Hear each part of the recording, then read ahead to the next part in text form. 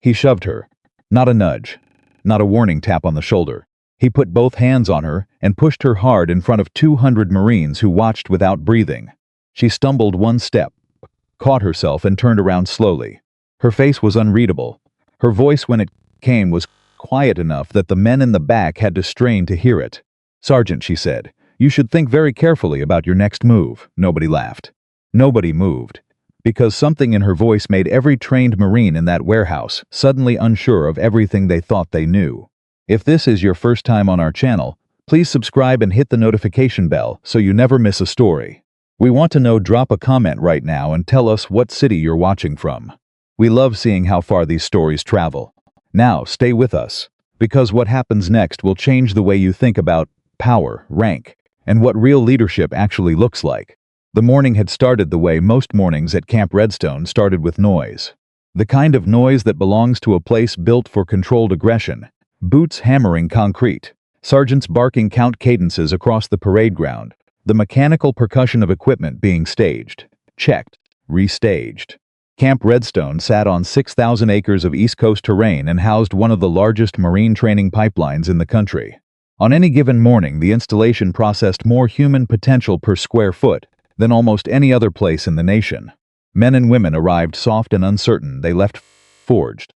The equipment warehouse sat at the northwest edge of the training complex, a structure roughly the size of a football field, with industrial lighting that cast everything in a pale, shadowless white. It smelled like gun oil, rubber and sweat. The morning inspection had been scheduled for 700 hours. By 650, the warehouse floor held close to 200 Marines arranged in loose formation waiting for their staff sergeant to begin walking the rows. That staff sergeant was Derek Holloway. Derek was 31 years old, 6 feet 2 inches, and built like a man who had never stopped believing that physical presence was the most important thing a leader could project. He had joined the Marines at 19 with fire in his chest and a genuine hunger to prove himself, and he had done exactly that twice deployed, several commendations, a reputation among junior enlisted as someone you did not test. He wore his rank the way some men wear an expensive watch, constantly, conspicuously, making sure everyone nearby was aware of it. He ran a tight warehouse inspection. That was not nothing. The gear was always accounted for. The Marines under his direct supervision made fewer equipment errors than most comparable units on the base. By certain measures, Derek Holloway was good at his job. The problem was the measures he didn't think about. He was moving through the second row of Marines, checking seals on helmet liners, when he heard the side door open. He didn't look up immediately. He finished his check, made a notation on his clipboard, and then turned toward the sound. A woman had walked in. She was wearing dark civilian running clothes, fitted pants, a plain charcoal jacket, running shoes with slight road wear on the soles. No uniform, no visible rank insignia, no base visitor lanyard that he could see from where he stood. She had a small notebook tucked under her left arm, and she was scanning the warehouse with calm, deliberate attention, not the wide-eyed sweep of someone who had wandered somewhere unfamiliar, but the methodical scan of someone who was gathering information they intended to use. She looked to be in her mid to late 40s. Her hair was pulled back neatly. Her posture was the kind that doesn't come from a gym. Derek's first read was civilian, a civilian who had walked into a restricted area. He handed his clipboard to the Marine nearest him and crossed the floor toward her. "Ma'am." He kept his voice loud enough to carry across the warehouse, because Derek Holloway believed that authority should be visible to an audience. "This is a restricted facility. I need you to step back outside." The woman looked at him. Not quickly, not nervously. She looked at him the way you look at someone when you have already finished deciding what they are. "I have authorization to be here," she said. Her voice was level and unhurried. "I'm here to observe the morning inspection." Derek stopped 6 feet from her. He studied her face. He studied her clothes again, looking for the lanyard, the badge, the physical evidence of permission that his training told him should be visible. He didn't see any of it. "Observe," he repeated. The word came out with the specific flavor of disbelief that a man uses when he wants the people around him to hear his skepticism. Several Marines nearby were already watching. "Ma'am, authorized observers go through the command office. They check in. They receive proper escort. They don't walk in through the side entrance in workout gear." "I'm aware of the process," she said. "I arrived early. I preferred to see the inspection in its natural state before introductions were made." Derek felt the first flicker of irritation. Something about her steadiness bothered him in a way he couldn't immediately name. He was used to people adjusting when he spoke to them, shifting posture, dropping eye contact, moving toward compliance. This woman wasn't adjusting. She was just standing there, watching him with an expression that communicated absolutely nothing he could use. "I don't care what you preferred," he said. He stepped closer. 1 foot, 2 feet, using the space between them the way he had learned to use it. "This is a marine installation. Your preferences are not relevant. I need to see your credentials or I need you to exit this building." "I'll coordinate directly with the battalion commander," she said. "He's expecting me." Derek laughed. It was a short sound, dismissive, with an edge of performance. Several of the nearby Marines heard it and unconsciously straightened. "Everyone's expecting someone," Derek said. "I've heard that one before. Ma'am, I'm going to ask you one more time to step outside, and then I'm going to have you escorted." She looked at him for a moment. Then she said, "Your name, Sergeant?" The question shouldn't have landed the way it did.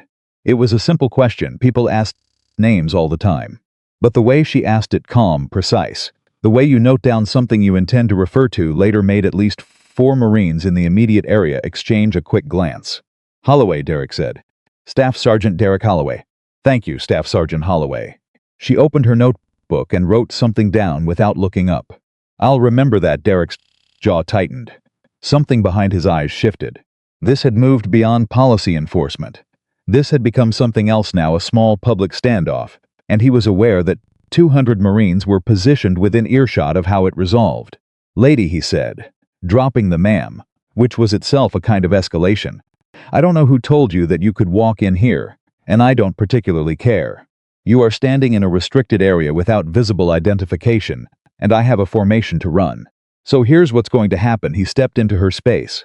Not far enough to be an obvious physical threat. Just far enough to make a point. "You're going to walk back out that door. You're going to go to the command office, and you're going to do this the right way. Because if you don't move in the next 30 seconds, I'm going to have you removed. And that is going to be embarrassing for everyone." She looked up at him. "Staff Sergeant Holloway," she said. "I am not going to embarrass you." He reached out and pushed her. It happened faster than he planned it. His right hand made contact with her left shoulder, not a punch, not a grab, but a firm, deliberate shove that moved her back a half step on the concrete floor. The sound of it, the slight scuff of her shoes catching her balance, carried in the warehouse silence. 200 Marines stopped breathing at exactly the same moment. She caught herself, one step back, weight shifting cleanly to her right foot, left foot catching. No stumble, no fall.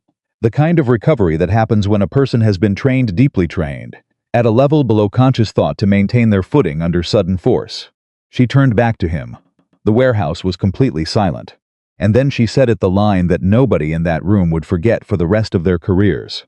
"Sergeant, you should think very carefully about your next move." Derek heard his own breathing. He heard distantly the sound of someone near the back of the formation shifting their weight. He did not hear anyone laugh. He did not hear anyone agree with him. He heard nothing except the blood in his own ears, and the particular silence that fills a room when something irreversible has just happened. "You just made physical contact with me," he said. His voice was harder now, louder, reaching for the certainty that had started leaking out of him the moment her feet caught. "That constitutes assault. I'm going to have you detained." She said nothing. He turned to the nearest Marines. "Bennett Rodriguez, escort this woman outside and hold her for MP." Private First Class Lucas Bennett was 22 years old, 11 months into his Marine service, and at this particular moment experiencing something close to internal freefall. He had been watching the exchange from 12 feet away, and for the last 45 seconds a memory had been trying to surface from somewhere in the back of his mind, knocking against the inside of his skull like it needed to get out. He had seen her face before, not in person, in a briefing packet. A training module on leadership culture that had been circulated through the battalion maybe 8 months ago. A module that included photographs of decorated officers who had served in strategic roles. A woman with sharp, calm eyes and an expression that communicated no particular need to be acknowledged. He'd thought it was an interesting photograph at the time. He was thinking about it very differently now. "Staff Sergeant," Lucas said carefully. "Bennett," I said, "escort her out." "Staff Sergeant, I think." "Did I ask what you think?" Lucas went quiet. He looked at the woman. She met his eyes briefly. She didn't nod. She didn't shake her head. Her expression gave him nothing. But something in her stillness communicated clearly, wordlessly, that she was not afraid of what was about to happen. That she was in fact prepared to let it happen. That was the thing that stopped him. She wasn't fighting, she wasn't arguing. She wasn't trying to produce a badge or talk her way out of a corner. She was simply waiting, with the patience of someone who already knew how the next 5 minutes were going to go. Lucas took one step toward her and stopped. "Staff Sergeant," he said again, and his voice was quieter now, which was somehow worse. "I think we should wait." Derek turned on him. "I just think we should maybe call the command office first. Before we Bennett." "Staff Sergeant, I'm just—" "Bennett, if you take one more step backward, I will have you on report before lunch." Lucas pressed his mouth into a line. He looked at the floor. He had 11 months of service. He had exactly 0 standing to contradict a staff sergeant in front of a formation. He knew that. He took the step forward. The woman allowed herself to be guided. She walked between Lucas and Rodriguez without resistance, her notebook still tucked under her arm, her pace unhurried and completely dignified. She did not protest. She did not look back at Derek with any obvious expression. But as she passed the row of Marines nearest the side wall, a sergeant named Maria Fuentes, 8 years in combat deployment, MP background, watched the woman's posture as she walked, and felt something cold drop through her stomach. Because she had spent her career learning to read how people moved when they were under pressure. And the woman they were escorting out of the warehouse moved the way she had only ever seen one type of person move. The kind who had given orders in places where giving the wrong order got people killed. Derek turned back to his formation. The inspection continued. But the atmosphere in that warehouse had changed. It was the kind of change you feel before you can name it, the shift. That happens when 200 trained professionals simultaneously recognize that they are not sure which person in the room they should actually be worried about. Derek felt their attention and read it as respect. He was wrong about that. Outside the warehouse, Lucas walked slightly behind the woman as Rodriguez moved to check in with the MP station. Lucas was quiet for 6 steps. Then he did something unusual for a private first class dealing with an unknown civilian in the company of a staff sergeant's direct order. He said, "Ma'am, I apologize." She looked at him sideways. "For what specifically?" she asked. "For all of that," he said. "I don't know exactly what just happened, but I don't think it should have." She studied him for a moment. "What's your name, Private?" "Bennett, ma'am." "Lucas Bennett. How long have you been at Redstone, Private Bennett?" 11 months, ma'am." She nodded slowly. "Tell me something," she said. "When Staff Sergeant Holloway told you to escort me out, you hesitated. Why?" Lucas thought about that. He pulled out his phone quietly, navigated to the official command announcement that had been distributed to the battalion 3 days ago. He stared at it for a moment. Then he held it up. She glanced at the screen. "The photograph," she said simply. "Yes, ma'am." His voice had dropped to almost nothing. She looked at the phone, then at him. "Who else has seen that announcement?" "Most of the senior enlisted, ma'am." "I'm not sure about." He stopped. "Staff Sergeant Holloway doesn't read the bulletin distributions. He usually gets summaries." She absorbed that. "Private Bennett," she said quietly. "I want you to go back inside, ma'am. Go back inside. Return to your position. Say nothing about this conversation." He stared at her. "Ma'am, are you sure?" "Go," he went. She stood alone outside the warehouse door for a moment. The early morning air had a chill in it. The particular chill of late autumn on the East Coast, the kind that promised a gray sky by midday. She didn't button her jacket. She stood and looked at the tree line past the motor pool and let the silence work on her. She had been in the Marines for 23 years. She had served in 3 combat theaters. She had commanded teams in conditions that most of the people inside that warehouse would never encounter. She had been shot at, missed, shot back, not missed. She had spent 14 months in a role so classified that her official service record still contained gaps, careful, intentional gaps that accounted for time but not activity. She had been Colonel Emily Carter for 4 years now. And in 4 years, she had learned that the hardest part of command was not the enemy. The hardest part was the people who wore the same uniform you wore, and had decided, without evidence, what you were worth. She pulled her sleeve straight. She thought about Derek Holloway. She thought about his voice when he pushed her. The particular edge in it, not cruelty exactly. Something more specific. The tone of a man who had confused being feared with being respected, and built his entire identity around that confusion.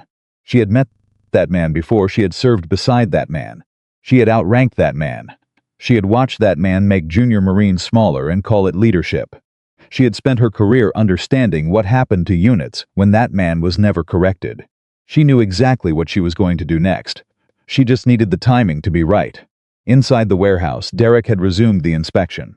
He was moving through the fourth row now, checking pack configurations, and the formation had returned to its surface appearance of normalcy. But Sergeant Maria Fuentes was watching him from her position near the eastern wall, and she was doing something she rarely did during an inspection. She was thinking. She was thinking about the woman's hands. The way she'd moved when Derek shoved her, the weight transfer, the foot placement, the absence of any wasted motion. That was not a civilian's recovery. Civilians, when pushed, either stumble badly or grab at the person who pushed them. That woman had planted her feet and turned around with controlled precision, like someone running a defensive drill.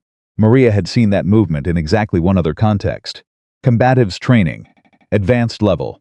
The kind that took months and required a baseline of physical conditioning that casual fitness didn't produce. She kept her expression neutral and her eyes on the formation. In the fourth row, a Marine named Corporal James Whitfield pulled out his phone under the cover of adjusting his gear and navigated to the battalion command announcement. He stared at the photograph for 4 seconds. His face went still in the particular way that faces go still, when the brain processes something that the body hasn't caught up to yet. He put his phone away.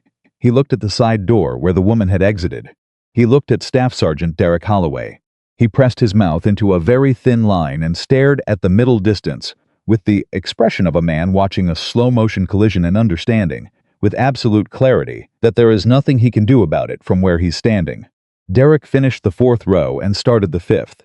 The inspection continued. The clock on the warehouse wall read 718. At 722, the radio on the MP desk crackled. Rodriguez answered it, listened, spoke 2 words, and then stood very still for a moment before walking quickly back toward the warehouse. At 724, the side door opened. Not the door the woman had been escorted through. The main door at the north end of the warehouse. The door that opened directly onto the command pathway, the designated approach route for senior leadership arrivals. The door that by standing protocol was only used for inspections conducted by personnel above the battalion level. Derek was in the middle of checking a hydration pack when he heard the sound. He turned, and then he stopped, because the battalion commander, Lieutenant Colonel Marcus Webb, had walked through the door. Behind him came the sergeant major of the battalion, Master Sergeant Calvin Okafor, followed by 2 captains and a figure Derek didn't immediately recognize until the figure stepped fully into the warehouse lighting. It was the woman from the workout clothes. Except she wasn't in workout clothes anymore. Somewhere between the side door and this entrance, she had acquired her uniform. Not produced it from somewhere implausible. She had, in fact, left a gun bag at the command office that morning when she arrived, knowing she wouldn't need it for the observation, but knowing she might need it for the afterward. She was in full dress now, and on her collar were the silver eagles of a full colonel. Lieutenant Colonel Webb stopped walking when he reached the center of the warehouse floor. He turned to face the formation. His expression was the specific kind of controlled blankness that senior officers deploy when they are managing something that could go several different directions, and they are waiting to see which direction it chooses. Formation, he said, as you were. The Marines stood. Derek Holloway stood. He was looking at the woman, at her collar, at the eagles. His mind was doing the thing that minds do when reality reorganizes itself without permission, running back through the last 35 minutes and overlaying what he now knew on top of what he had done, and coming up with numbers that didn't add up to anything good. He had pushed her. He had laughed at her. He had ordered her escorted from the building. He had called it a possible assault. She was a colonel. She was not just any colonel. Lieutenant Colonel Webb turned slightly, made the introduction he clearly found deeply uncomfortable. Formation, I want to introduce Colonel Emily Carter. Colonel Carter has joined Redstone as our new Deputy Operations Commander, effective this week. She will be conducting a review of leadership standards across the installation. The warehouse absorbed that information. Every Marine processed it. Then Lieutenant Colonel Webb did something that sealed it. Something that, in the formal language of military hierarchy, communicated everything that needed to be communicated without a single additional word. He raised his hand, he saluted, and behind him every officer in his party raised their hands and saluted simultaneously. To the woman Derek Holloway had pushed through the side door of the warehouse 23 minutes ago. Derek's arm came up automatically, muscle memory, overriding the part of his brain that had stopped working, and he found himself saluting a woman he had grabbed by the shoulder and called lady while 200 Marines watched him do it. Colonel Emily Carter received the salutes. Then she looked at Derek. She held his gaze for exactly 4 seconds, long enough to be unmistakable, not long enough to be theatrical. Then she looked at the formation. "Good morning, Marines." Her voice carried to the back wall without effort. At ease, the formation relaxed. She walked 3 steps forward into the center of the warehouse floor and stood exactly where Derek had stood when he first confronted her. She stood in his spot, and there was something about that, the geometry of it, the deliberateness, that every Marine in the room registered without being able to articulate why. "I want to speak to this formation for a moment," she said. "Not as your new deputy commander. Not as a colonel reviewing leadership standards. I want to speak to you as someone who has been a Marine for 23 years. The warehouse was absolutely quiet. This morning I walked into this facility without my uniform, without visible rank, without any external marker of what I've done or who I am." She paused. "I did that deliberately. I do it at every installation I evaluate. Not to trap anyone, not to set a test that no one knows they're taking." Another pause. "I do it because how an institution treats someone who appears to have no power tells you everything about that institution's actual values." She let that sit. "What happened this morning is going to be addressed through proper channels. It will be handled fairly, and it will be handled completely." Her voice was steady, not raised, not cold. "But I want every Marine in this room to understand one thing before we continue." She looked across the formation slowly, genuinely, making actual contact with the faces rather than performing the sweep. "The person who treated you badly on the worst day of your life probably wasn't a monster. They were probably someone who learned, somewhere along the way, that power meant not having to be careful. That authority meant not having to be decent." She let out a slow breath. "That lesson is a lie. And if you carry it into your leadership, you will spend your career building things that fall apart the moment no one is watching." Silence. "Then return to your inspection. You're dismissed." And Colonel Emily Carter walked to the east wall and stood beside Lieutenant Colonel Webb and waited, without any apparent urgency, for Staff Sergeant Derek Holloway to resume the inspection he had interrupted. Derek Holloway resumed the inspection. His hands were steady. His voice was steady. The professional muscle memory that had carried him through 6 years of service carried him through the next 42 minutes of checking gear and verifying accountability and doing the job he was actually there to do. But something behind his eyes had shifted. Something had cracked open. Something that, in the coming weeks, would either destroy him or change him, and which of those it became would depend entirely on what he chose to do with the particular silence that follows the moment a man realizes, with complete and devastating clarity, exactly who he actually is. The inspection concluded at 808. The formation broke. The Marines dispersed, and Staff Sergeant Derek Holloway walked to his office, closed the door behind him, sat down at his desk, and stared at the surface of it for a very long time. He didn't make a phone call, he didn't review paperwork. He just sat there and let the morning settle into him, and thought about a woman with no visible rank who had caught her balance in one step and told him to think carefully about his next move, and understood, finally, that she had been right. The door to Derek Holloway's office was thin enough that sound moved through it without much resistance. After the formation broke and the Marines dispersed into the morning, the hallway outside that door carried the quiet conversations of people processing something they hadn't expected to process before 900 on a Tuesday. Nobody knocked. Nobody came to check on him. That in itself told Derek everything about where he stood. He had been a staff sergeant for 3 years. In that time, he had maintained a specific kind of gravitational field, the kind that pulls people toward you when things go well and keeps them at careful distance when things go wrong. He had always read that distance as respect, as the natural space that authority creates around itself. Sitting at his desk now, staring at his hands, he was beginning to wonder if he had been reading it wrong the entire time. His phone buzzed. He looked at it. A text from Corporal Whitfield's staff sergeant. "Call me when you can," he set the phone face down on the desk. Another buzz. This one from Sergeant Fuentes. "You need to talk to someone before 1000. Command is moving fast on this." He picked the phone up. Set it down again. A third buzz. No name and number he didn't recognize. "This is PFC Bennett. I know this isn't appropriate, but I think you should know she asked me why I hesitated before I escorted her out. I told her." She listened. She didn't look angry. I don't know what that means, but I thought you should know. Derek read that one 3 times. He thought about the way the woman the colonel had stood when he approached her. The way she'd absorbed everything he said and kept her posture exactly the same. The way she'd written his name in her notebook without looking up. The particular patience of it. Not the patience of someone waiting to explode. The patience of someone who already knew the outcome and was simply waiting for reality to catch up. He had pushed her. That was the fact he kept returning to. Not the words could be walked back, contextualized, argued. But his hands had been on her shoulder, and there were 200 witnesses, and there was no version of the next conversation in which that fact was absent from the room. He stood up. He needed to move. He walked the 4 steps to the window, stood there without looking at anything, then walked the 4 steps back. He had been absolutely certain she was a civilian. That certainty had felt so complete, so obvious, that he had acted on it without the smallest hesitation. And now he was trying to understand how certainty that large could be that wrong, and what that meant about the other things he was certain about. His door opened without a knock. Master Sergeant Calvin Okafor filled the doorway. He was 52, 2 inches shorter than Derek, and had the kind of face that had stopped showing surprise somewhere around the 20-year mark. He stepped inside and closed the door behind him and stood with his arms crossed and looked at Derek the way a man looks at a wreck on the side of the road, not without sympathy, but with the clear-eyed assessment of someone calculating the damage. "Sit down," Okafor said. "How bad?" Derek asked. "Bad," Okafor said. He didn't soften it, didn't build a buffer around it. "She's a full colonel with a classified service file that the battalion commander can't access entirely. Which means her level of authority here is above what the command chart shows publicly.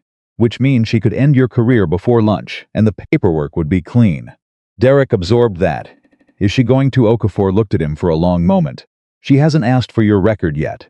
That could mean she's not ready. Or it could mean she already knows what's in it. Or it could mean she has something else in mind. I don't know." He uncrossed his arms. "What I do know is that you physically made contact with a superior officer in front of 200 Marines. If she pushes that, you are done. Not reassigned. Not done." The word landed with the weight Okafor intended. "I thought she was a civilian," Derek said. "I know you did." "I was enforcing." Derek. Okafor's voice cut cleanly across the sentence, not hard but final. "I know you believe that. That matters for exactly one reason. And one reason only. It means the intent wasn't malicious. But intent doesn't change what happened. The Marines in that formation saw what they saw. And half of them by now have looked up the command announcement and know exactly who she is. So whatever was in your head when you did it, the image in their heads is their staff sergeant putting hands on a colonel." Derek pressed his thumb into the edge of his desk. "What do I do?" he asked. "Nothing," Okafor said. "That's my instruction. You do not go to her. You do not send anyone to her. You do not request a meeting or draft a letter or have a conversation through an intermediary. You do your job, you stay in your lane, and you wait for the process to come to you. And if the process comes to me today, then you tell the truth. Every part of it. You don't minimize, you don't explain, you don't contextualize. You say what happened in the order it happened, and you let the facts stand." Derek nodded slowly. Okafor turned toward the door. "Master Sergeant," Derek said. Okafor stopped. "Did she say anything to you? After the formation?" Okafor was quiet for a moment. "Then she asked me how long you'd been at Redstone. What did you tell her? 3 years. What did she say to that?" Okafor looked at him over his shoulder. "She said, long enough to know better. Not so long that it's permanent." He paused. "Make of that what you will." He left. Derek sat very still. "Long enough to know better. Not so long that it's permanent." It was the most specific thing anyone had said to him since the formation broke, and it was terrifying precisely because it didn't sound like someone preparing to destroy him. It sounded like someone who had already decided he was worth something and was waiting to see if he could find it himself. He wasn't sure which was worse. Across the base, in a temporary office that smelled like fresh paint and someone else's furniture, Colonel Emily Carter sat behind a desk with a legal pad and a cup of coffee that had gone cold without her noticing. The office was a holding space. The deputy commander's permanent suite wouldn't be available for another 3 days, while they cleared equipment from the last occupant's tenure. She had a window, a desk, a chair, and a door that locked, and that was sufficient. She was on the phone, Colonel Carter. The voice on the other end belonged to Brigadier General Susan Harlow, who was Emily's direct superior, and had known her for 15 years in the specific, clear-eyed way that women develop when they spend 2 decades navigating the same institution together. I'm reading the incident summary your aide flagged. Walk me through it. Emily walked her through it. She kept her voice factual, her language precise, her emotional register neutral in the way that training had made automatic. She described the timeline, the exchange of words, the physical contact, the response of the formation, and the subsequent introduction. When she finished, Harlow was quiet for a moment. Are you hurt? No. Are you angry? Emily considered this. I was disappointed, she said. I'm not sure I'm past that yet. That's a carefully worded answer. It's the accurate one, Harlow exhaled. What do you want to do with it? I want to investigate his record thoroughly. I want to understand whether what happened this morning was an isolated failure of judgment, or the visible edge of a larger pattern. And then I want to make a decision based on the full picture rather than the moment. That's more generous than he probably deserves. I don't know that yet. That's the point. Another silence. Then Harlow said, Emily, he pushed you, I know. In front of 200 people. I know. I want to be sure you're not letting the professional response override the personal reality. Emily looked at the cold coffee cup. She thought about the sound of Derek's voice when he laughed at her. The particular pitch of it, the performance of it, the way it was designed to land on the people watching as much as on her. The deliberateness of the humiliation. I'm not, she said. I'm angry. I'm specifically and concretely angry about what he did. I'm also a colonel, conducting an evaluation of leadership standards at this installation, and those two things have to coexist without one of them destroying the other. That's why I promoted you, Harlow said. Don't do that, Emily said. Not yet. Ask me again when this is resolved. Harlow almost smiled. Emily could hear it in the pause. What's your timeline? 2 weeks for initial investigation. Longer if the record is complicated. Keep me updated. I will. She hung up. She sat back. She picked up the cold coffee, decided against it, set it back down. She opened the personnel file that her aide had already pulled and placed on the desk, because her aide, Lieutenant Priya Mehta, was 26 years old and operated with the quiet efficiency of someone twice her age, and had understood without being told that the file would be needed immediately. The file on Staff Sergeant Derek James Holloway was 43 pages. Emily started at page 1 and read forward. What she found was complicated in exactly the way she had suspected it would be. The first deployment record was remarkable. 12 months in a forward operating environment, multiple commendations, a specific citation for pulling 2 Marines out of a compromised vehicle under direct fire. A lieutenant colonel who supervised him during that deployment had written in an evaluation, Holloway demonstrates exceptional composure under pressure and instinctive protective instinct toward his fellow Marines. He has the capacity to be an outstanding senior NCO if he develops commensurate interpersonal discipline. The second deployment was similar in the field record, more complicated in the human record. One incident report: a junior Marine had filed a formal complaint about Derek's leadership conduct. The complaint described a pattern of public humiliation during training drills, language that crossed from demanding into demeaning, and a specific incident in which Derek had made a Marine redo a packing exercise 11 times in front of the platoon, without explanation or correction, simply repetition until the Marine broke. The complaint had been reviewed and noted but not escalated. The evaluating NCO at the time had written, Staff Sergeant Holloway's high standards are sometimes expressed in ways that fall short of Marine Corps leadership principles. Counseling administered. Issue considered resolved.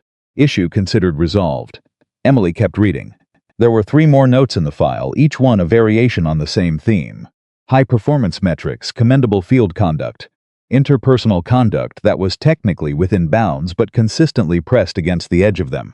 A pattern of behavior that every evaluator along the line had seen clearly enough to note, and not clearly enough or not with enough conviction to actually stop. A pattern that had been managed, counseled, adjusted slightly, and allowed to continue. She reached the last page and closed the file. She sat with it for a moment.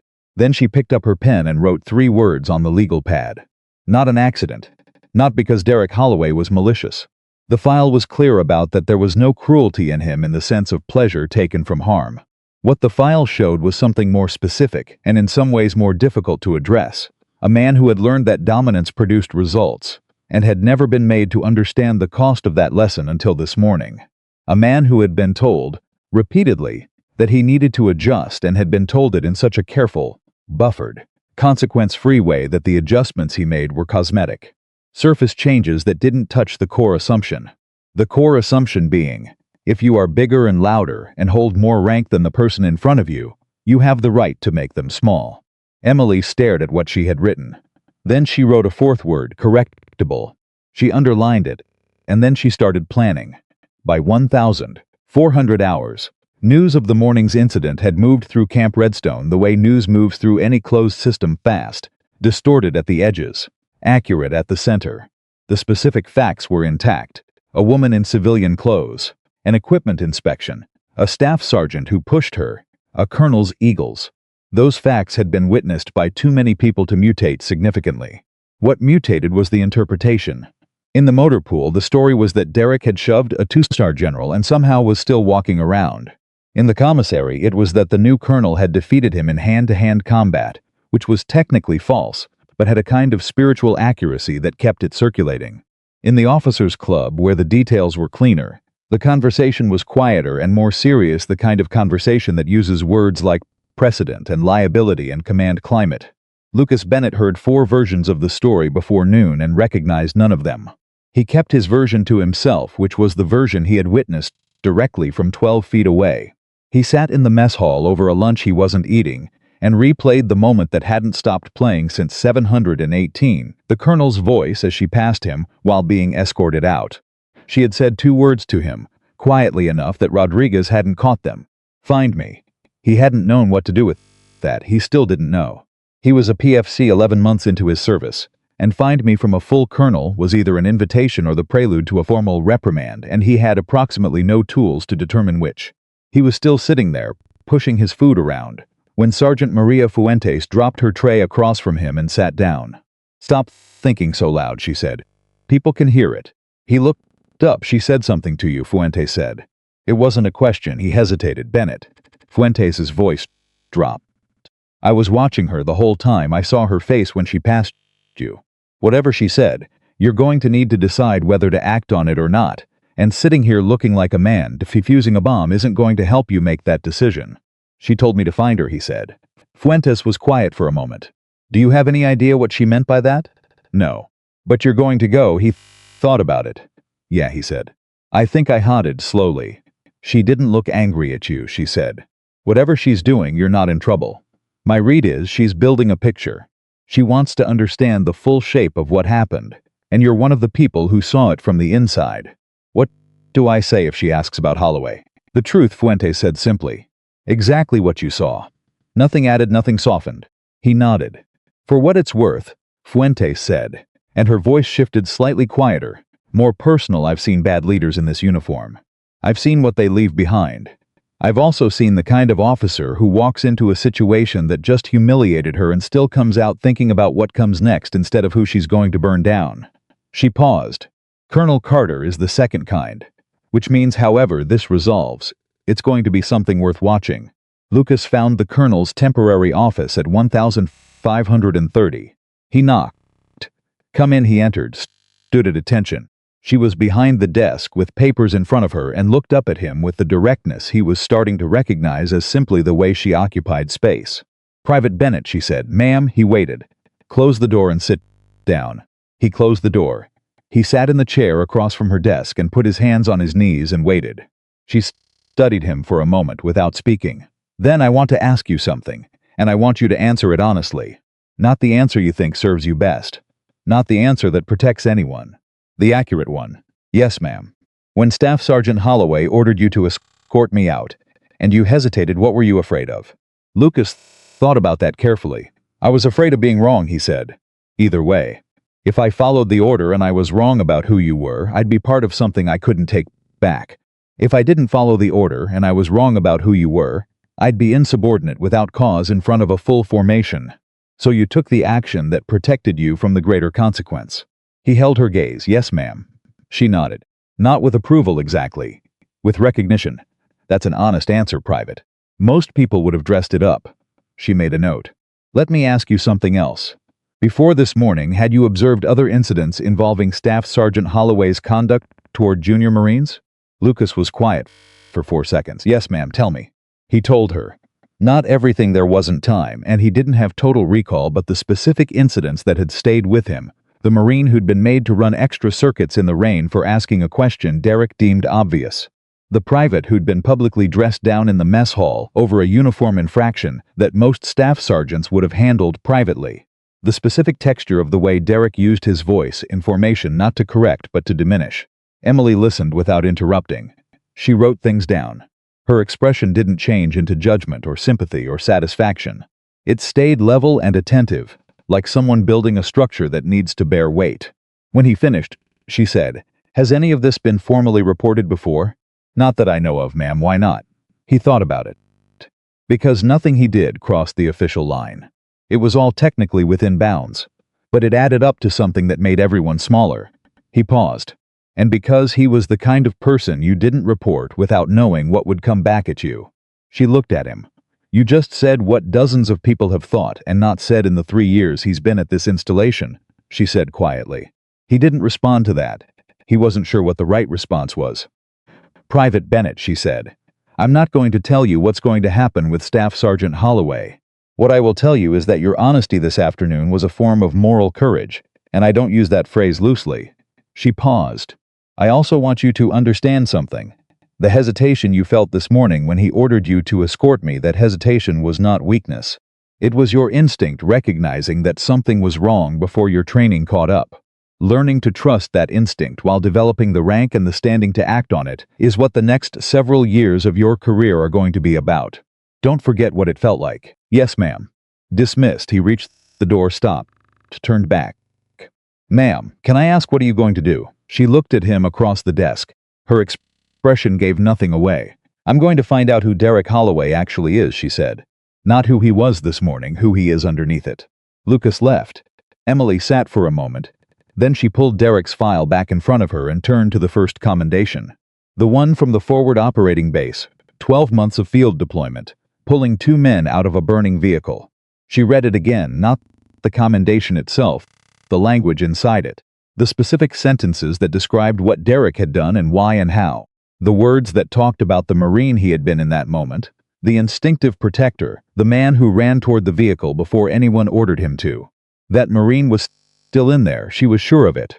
The question was whether Derek Holloway could find him again, or whether too many years of confusing fear for respect had buried him somewhere unreachable. At 1615, she sent a message to Master Sergeant Okafor. It read, "Please inform Staff Sergeant Holloway that he has not been placed on administrative hold. He is to continue his regular duties until he hears otherwise." Okafor read the message 3 times. Then he walked to Derek's office, opened the door without knocking, because that was the only way Okafor ever operated, and relayed the message word for word. Derek stared at him. "That's it? That's it? She's not there's no formal." "Not yet." "What does that mean?" Okafor looked at him steadily. "It means you're still here. It means she's thinking. And it means whatever she decides to do, she's decided it won't happen today." He paused. "In my experience, when a person of her caliber takes their time, it's because they've found something worth considering. That's not always good news, but it's not always bad news either."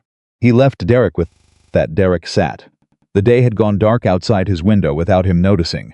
He'd been at his desk for 9 hours, his back ached. His eyes ached. The specific exhaustion of a day spent waiting for a consequence that hadn't arrived yet was its own particular weight.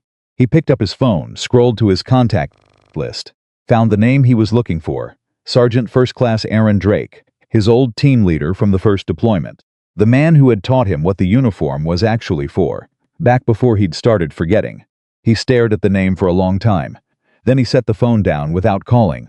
He wasn't ready to say out loud what the day had taught him. Not yet. Maybe not tonight. But there was something happening in the place behind his ribcage, a slow, reluctant rearrangement of things he'd held in fixed positions for too long. It wasn't comfortable. It wasn't anything close to comfortable. But it was real. He turned off his office light. He walked out of the building into the cold evening and stood outside for a moment, looking at the training ground where, tomorrow morning, he would have to stand in front of the same Marines who watched him push a colonel and do his job and carry the weight of the morning with him. He thought about what the Master Sergeant had told him, she said. Long enough to know better. Not so long that it's permanent. He stood there in the cold for a long time.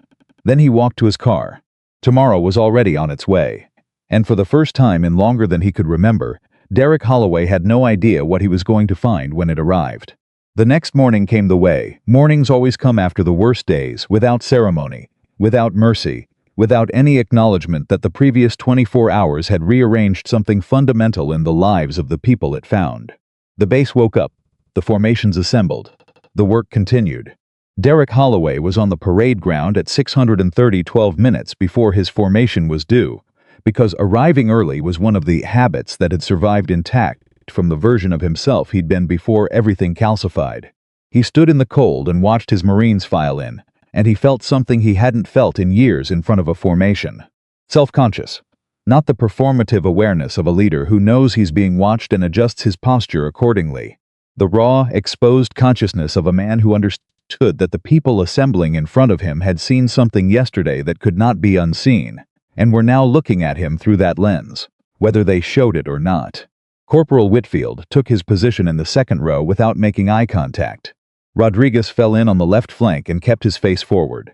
Lucas Bennett appeared at 638, slid into his spot in the third row, and looked directly at Derek, not with hostility, not with judgment, but with the specific quality of attention that belongs to someone watching a situation they don't yet know how to categorize.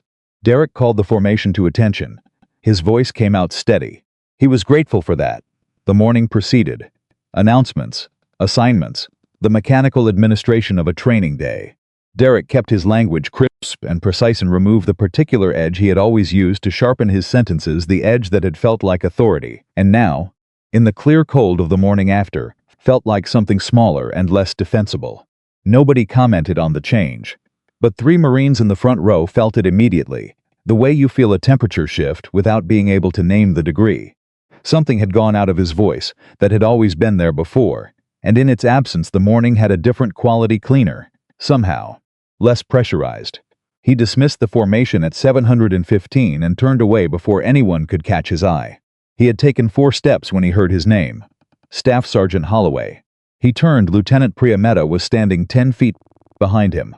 She was 26, small, wearing her uniform with the precise fit of someone who had learned early that details matter in ways that compound over time. She was Emily Carter's aide, and Derek knew it, and the knowledge moved through him like cold water. "The colonel wants to see you at 900, Meta said. Her voice was completely neutral. Building 14, East Wing, temporary command suite. Derek held her gaze. "It's a meeting," Meta said.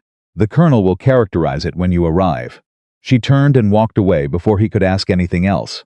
He stood on the parade ground and watched her go, and thought about the gap between 715 and 105 minutes that he would now have to fill with some version of normal activity while carrying the weight of what waited at the end of them.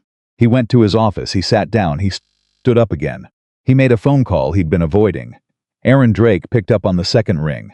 "Heard about you," Drake said immediately. No greeting, no buffer. That was Drake. He spoke the way a scalpel moves. "What did you hear?" "Enough." "Push to Colonel." "How stupid are you?" "I didn't know who she was." "Doesn't matter who she was. You know that." A pause. "Walk me through it." Derek walked him through it. Every part of it. The way he'd told Okafor.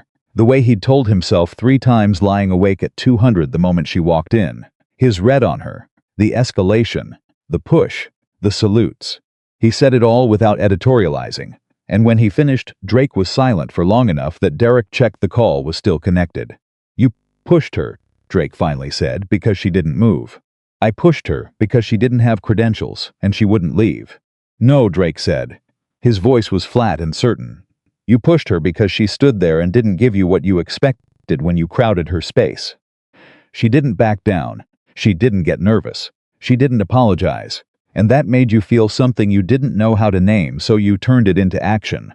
You pushed her because her calm made you feel small, and you needed to stop feeling that." Derek said nothing.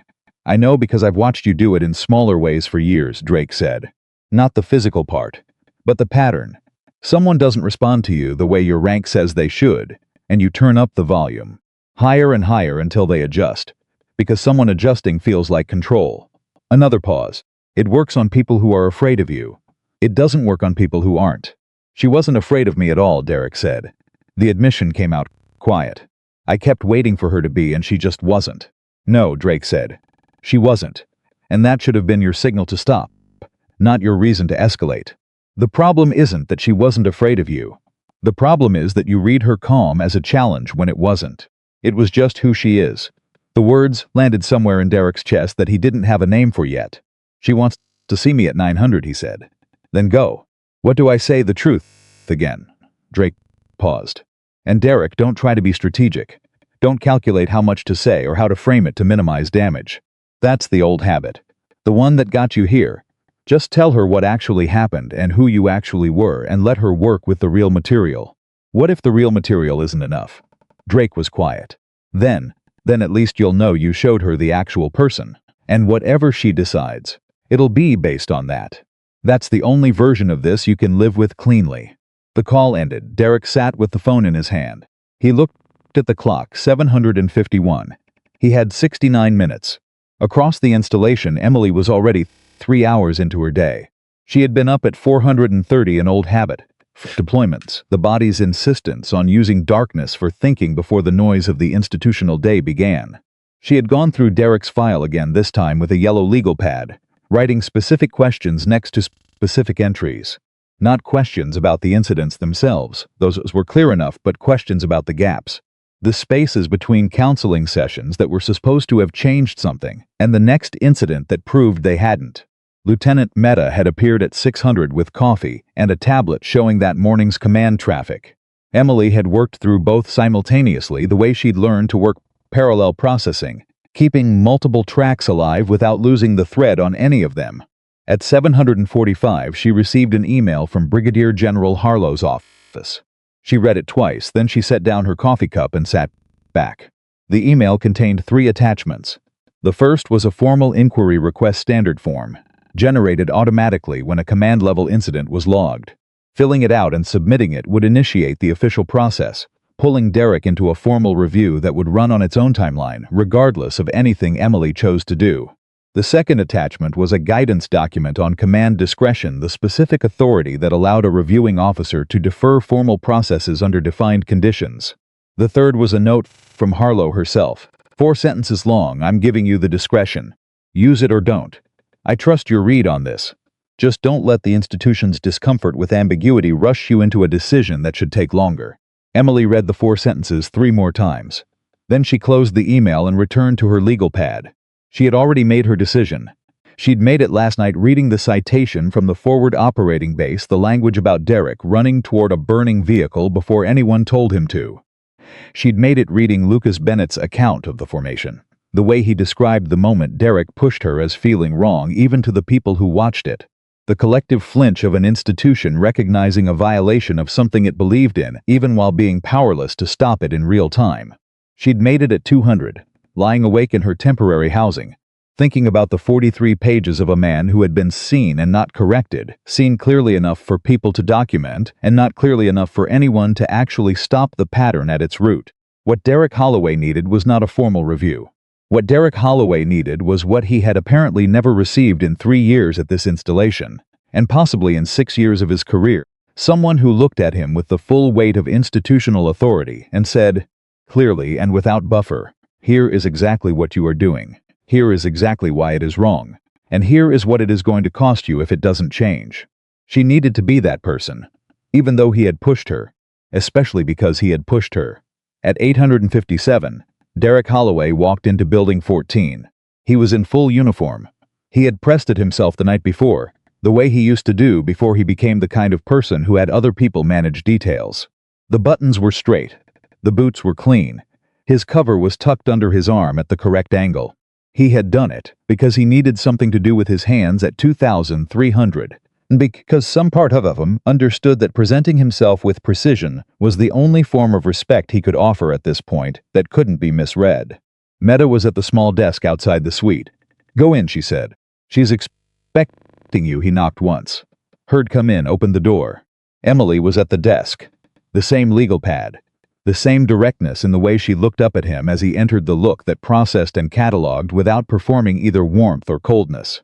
Staff Sergeant Holloway, she said. Close the door. Sit down. He closed the door. He sat. She looked at him for a moment without speaking. He did not look away.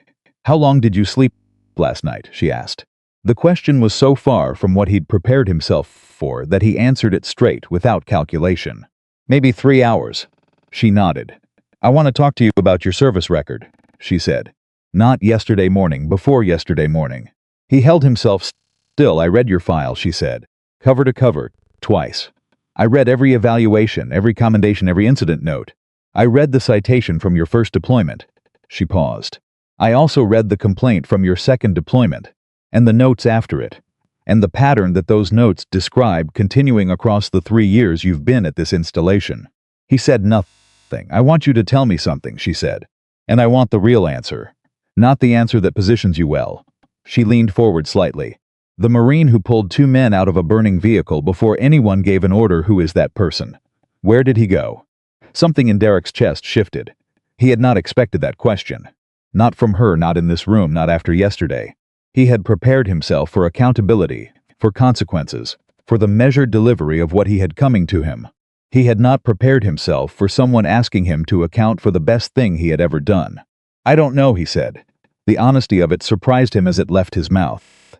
I think I lost track of him somewhere. Tell me when, she said. Specifically, if you had to point to a moment. He thought about it. He actually thought about it, which itself was something he hadn't done in years, sitting with a difficult question instead of deflecting it.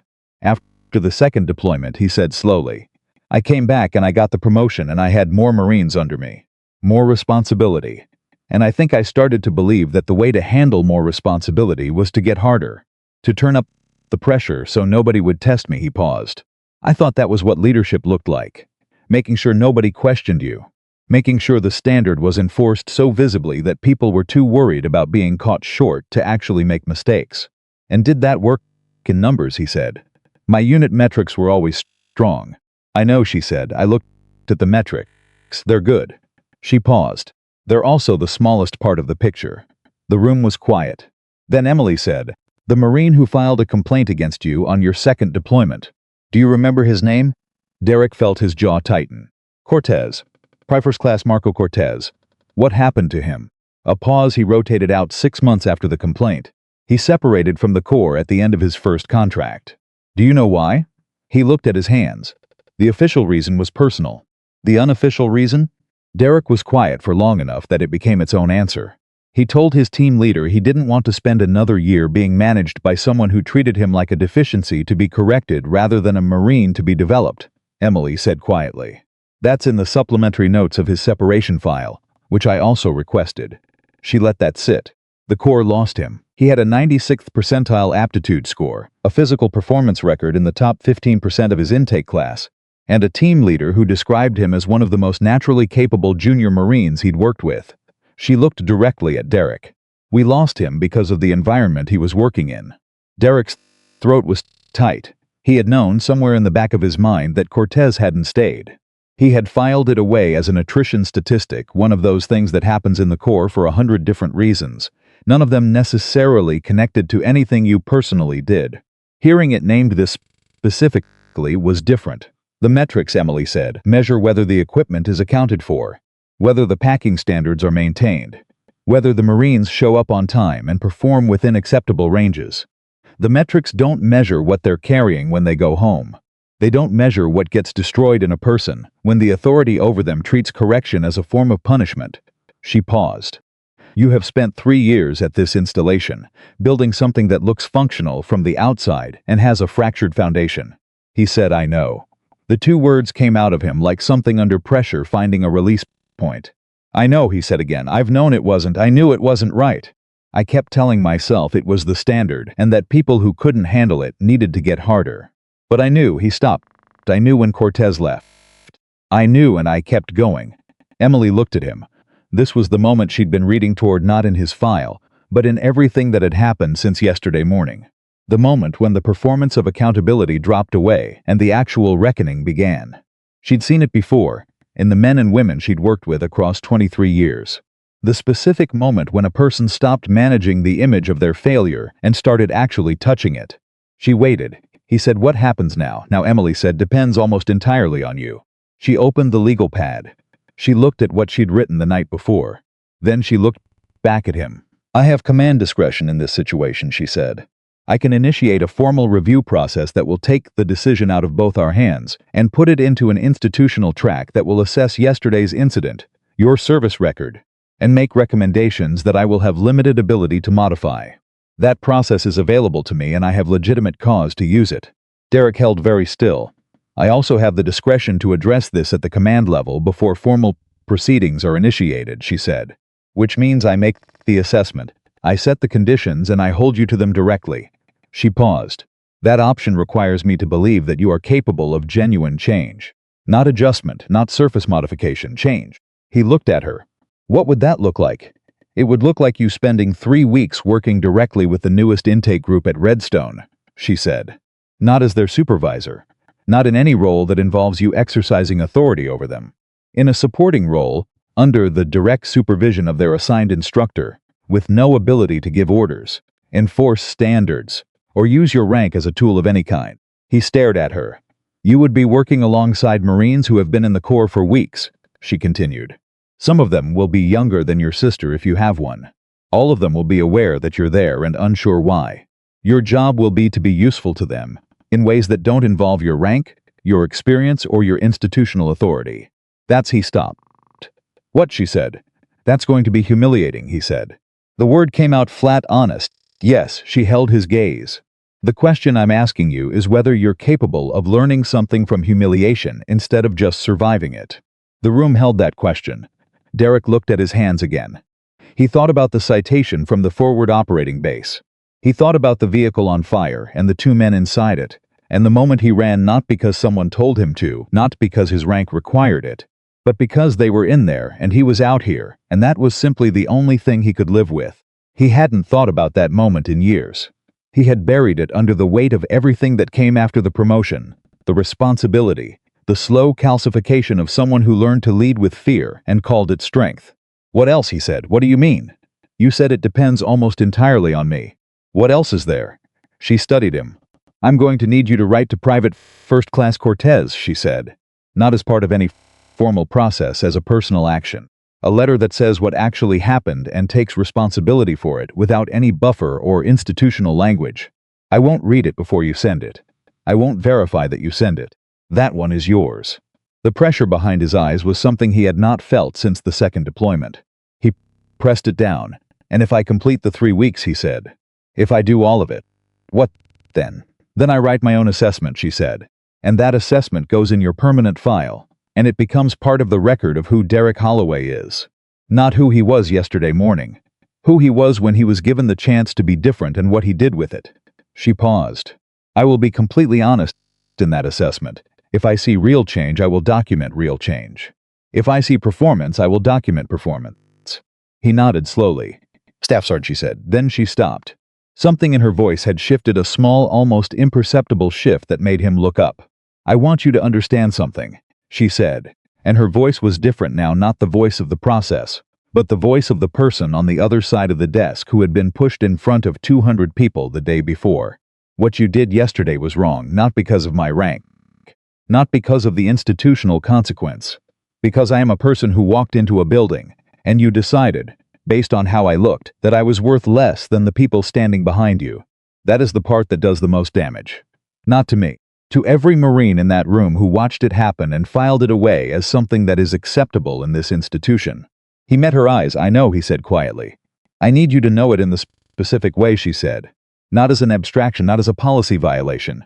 I need you to understand that there were 22 junior Marines in that formation yesterday who saw someone in a position of authority treat another person as disposable based on appearance.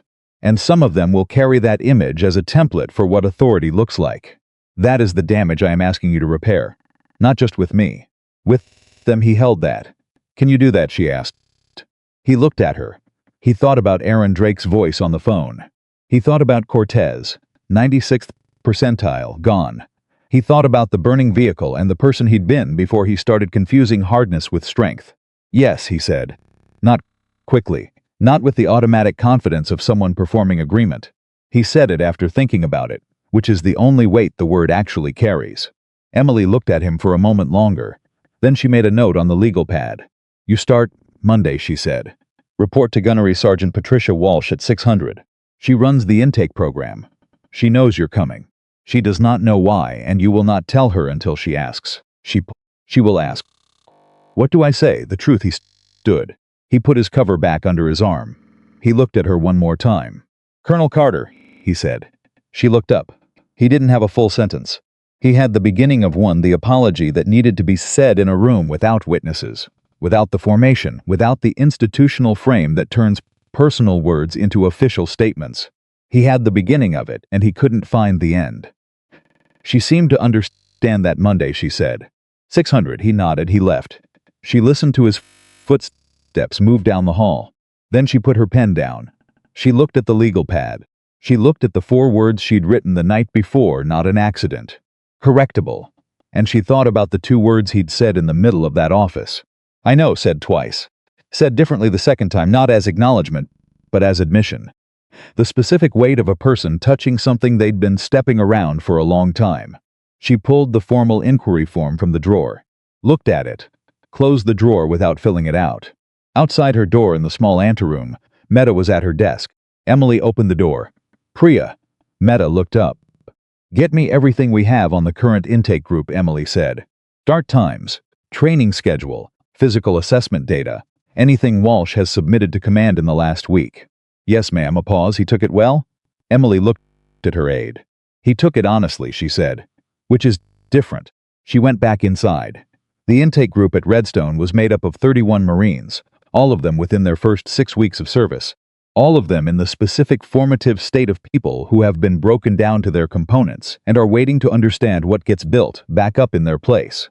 They were young and uncertain and trying very hard not to look it. They were exactly the right audience for what needed to happen next. Gunnery Sergeant Patricia Walsh had run the intake program for 4 years. She was 44, a veteran of 2 theaters, and possessed of the specific quality that the best instructors share, an uncanny accuracy in reading what each person in front of her needed in order to grow. Not what they wanted, what they needed. The distinction was one she applied every day with the precision of someone who had learned, over 20 years, that confusing the two was the single most efficient way to fail a Marine before they'd barely begun. She received the communication about a new addition to her program, a staff sergeant, supporting role, details to be clarified on arrival, and read it 3 times the way she read everything, looking for what wasn't in the words. She didn't call the command office for elaboration. She didn't ask Meta for context. She simply noted the Monday start date on her board and went back to her assessment files. She had a feeling she'd understand the full picture soon enough. Across the base in the late afternoon of a day that had finally started to exhale, Lucas Bennett sat on the steps outside the barracks and called his older brother, who was not in the military and would not have specific context for what Lucas was about to describe, and was for that exact reason the right person to call. He described the morning. He described the colonel and the push and the salutes and the silence. He described being told to escort her out and doing it, and hating himself for it, and her saying "find me" as she walked past him. He described sitting in her office and telling the truth and her listening with that complete, level attention. His brother was quiet for a moment. "Then what are you going to take from it?" Lucas thought about it. "She said the hesitation wasn't weakness," he said. "She said it was my instinct recognizing that something was wrong before my training caught up." "Do you believe her?" He looked at the tree line past the motor pool, the same tree line the colonel had looked at when she stood outside the warehouse door, and let the morning settle into her. "Yeah," he said, "I think I do." "Then carry it," his brother said simply. "That's all you can do, carry it and let it change how you move." Lucas sat there after the call ended and thought about that. Carry it and let it change how you move. He didn't know yet what the next weeks would look like, or what Derek Holloway would become under the weight of what had been placed on him, or what Emily Carter's presence at Redstone would ultimately mean for the institution she'd walked into through the side door in workout clothes. But he knew what he'd felt when she said the hesitation wasn't weakness. He knew what it meant to be seen accurately by someone with the authority to see otherwise. He sat on those steps for a long time, and slowly, without fully realizing it was happening, something in how he held his posture changed, straightened, not with performance, but with something quieter and more durable than performance. Something that, if you knew what to look for, looked a lot like the beginning of the kind of Marine he had always, underneath everything, been trying to become. Monday came the way Derek had known it would, without mercy, without ceremony, and without any preparation being sufficient. He arrived at Gunnery Sergeant Patricia Walsh's training facility at 5:53, 7 minutes early, because arriving early was still one of the things he owned cleanly. He was in standard training utilities, not dress, not full uniform, nothing that announced rank from a distance. The colonel had not specifically told him to downplay the insignia, but he had made the decision himself, somewhere around 200 Sunday morning when sleep abandoned him entirely, that walking into a room full of 6 weak recruits wearing everything that separated him from them was exactly the wrong kind of beginning. Walsh was already inside. She was 44 and moved like someone who had never wasted a step in her life, each movement connected to the next with the economy of a person who understood that attention is a limited resource and every gesture either spends it or saves it. She was reviewing a clipboard when he entered, and she looked up at him with the particular gaze of someone who does not need very long to form a read. "Staff Sergeant Holloway," she said, "Gunnery Sergeant Walsh." She studied him for a moment. "You know what you're here for?" "Supporting role," he said, "under your supervision." She kept her eyes on him. "I got a communication from the colonel's office. It told me you were coming and what your role was and nothing else." She set the clipboard down. "In my program, I require everyone in my training space to know why they're there. Not for my benefit, for the recruits. Because they always figure it out eventually and I'd rather they hear it from the source." Derek held her gaze. "So tell me." He took a breath. He said it straight, the way Drake had told him to. The way Emily had told him to, the way his own bone-deep exhaustion with the performance had finally decided for him. 6 days ago, I made a serious error in judgment that involved failing to treat a person with basic respect because I made assumptions about who she was based on how she looked. That person turned out to be Colonel Carter. I was assigned to your program as part of an alternative to formal review proceedings. I'm here to learn something I apparently failed to pick up somewhere along the line." Walsh listened to all of it, without her expression changing. Then she said, "Was that everything?" He thought about it. "No," he said, "there's a pattern behind the incident. It's in my record." The incident was the biggest visible piece of it, but it wasn't the only piece. Walsh picked the clipboard back up. "Good answer," she said simply. "Most people in your position lead with the minimum. You gave me the frame." She made a note without looking at him. "Here's how this works. The recruits don't know who you are beyond your name. You'll be introduced as a supporting staff member. You will not give orders. You will not correct any recruit directly if you see something that needs addressing. You bring it to me and I decide how to handle it. You will not use your rank in any conversation, interaction, or situation. If a recruit directly asks your rank, you tell them and nothing more." She looked up. "Any questions so far?" "What needs doing?" she said. "You'll know what that is when you see it." He nodded. "One more thing," Walsh said. She put the clipboard down again, which he was beginning to understand was her signal for something she wanted to carry without distraction. "I don't know the colonel personally. I know her by reputation, which is significant. I know that she has spent 23 years making decisions that cost her things most people in her position would have protected." She paused.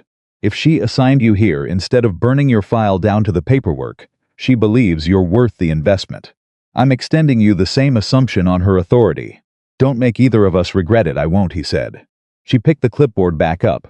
"Recruits are in at 615. Get yourself a coffee if you need one. There's a pot in the back." He got the coffee.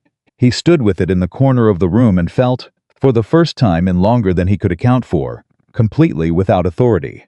No rank operating in the room, no history, no institutional weight at his back. Just a man in training utilities with a paper cup, waiting to be useful in ways he hadn't defined yet. It was more uncomfortable than anything he'd felt since the morning in the warehouse. He was beginning to think that was probably the point. The 31 recruits filed in at 618 3 minutes late, which Walsh noted with a look rather than a word, and which produced a faster movement toward assigned positions than any shouted correction would have. They were young. Some of them looked impossibly young, the particular unfinished quality of people who have committed to something enormous before they have the vocabulary to fully describe what it means. They registered Derek immediately, the way any population registers the addition of an unfamiliar element. A few of them made eye contact and looked away quickly. One, a tall young man in the back row who had the restless quality of someone who processes the world at a slightly faster speed than most, looked at Derek for a full 3 seconds before looking forward. Walsh introduced him as Staff Sergeant Holloway. Supporting staff, no further details. The training day began. Derek's first job, as it turned out, was carrying equipment cases from the storage area to the training floor. Not supervising the carry, not directing who picked up which case. Just carrying cases, because Walsh had said there were 12 of them and 4 people assigned to move them, and 4 people moving 12 cases in the time available was going to be tight. He picked up a case. The tall young man from the back row materialized beside him and picked up another one. They walked. "You're not an instructor," the young man said. It wasn't exactly a question. "No," Derek said, "but you're not a recruit." "No." "So what are you?" Derek thought about it. "Trying to be useful," he said. The young man considered that. "I'm Private Damien Cross," he said. "Damien, people call me D. Derek," he said. "Just the name. Nothing attached to it."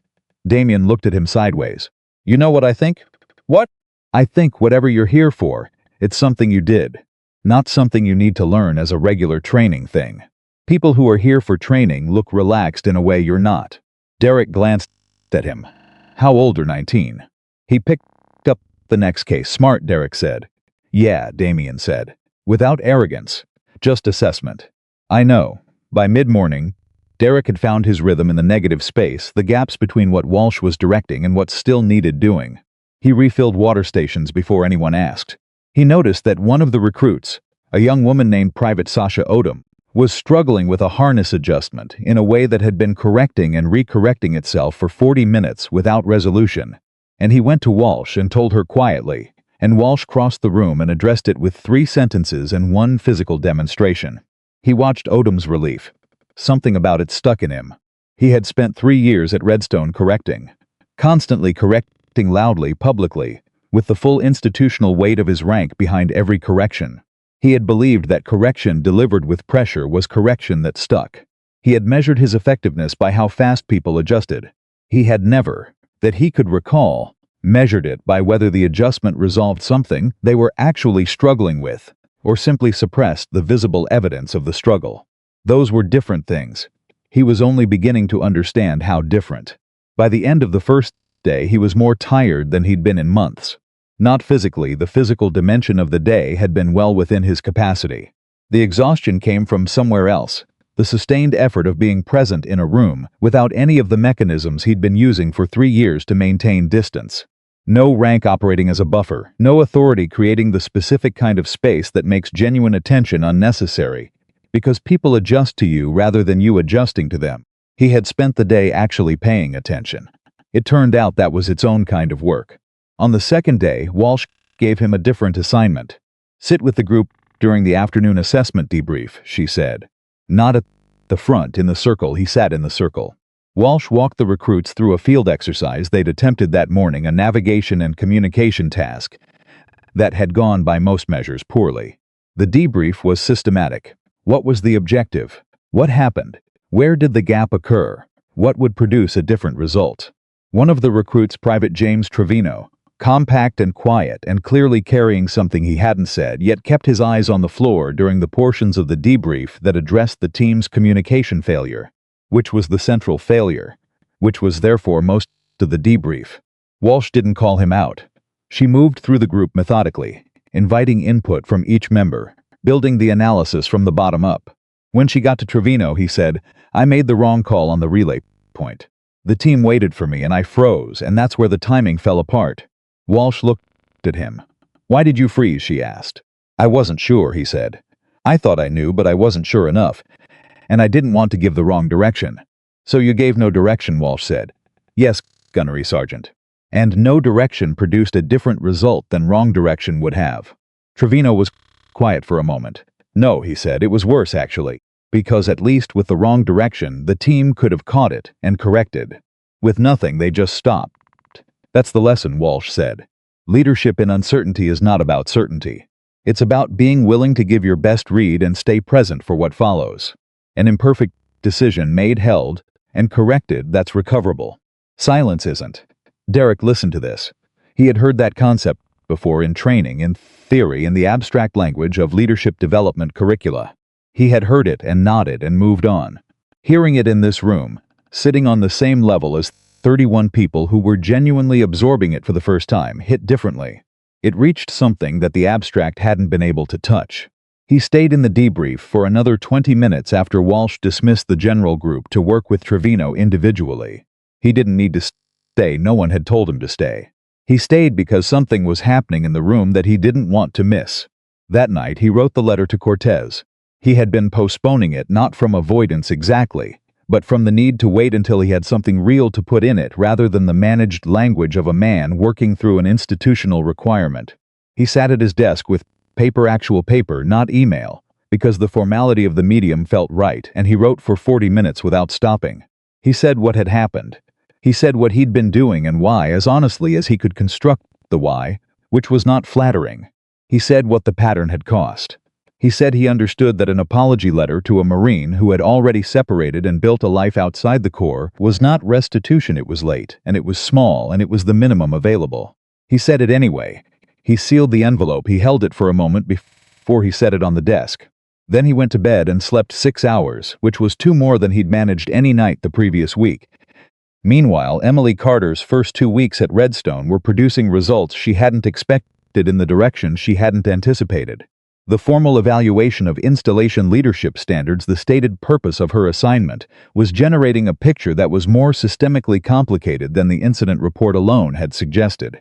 Derek Holloway's pattern was not, it turned out, an isolated growth in an otherwise healthy institutional culture.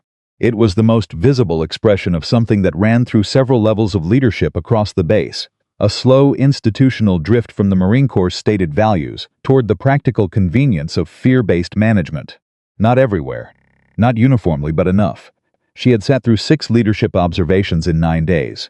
In 3 of them, she had seen the specific signature she recognized from Derek's file, authority used as compression rather than direction, pressure applied to produce compliance rather than competence. The metrics strong on the surface, the human infrastructure quietly deteriorating underneath. She briefed Harlow on Thursday of the 2nd week. How widespread, Harlow asked. Enough that addressing it at the individual level isn't sufficient, Emily said. You can't remove the visible nodes of a cultural pattern and expect the pattern to resolve.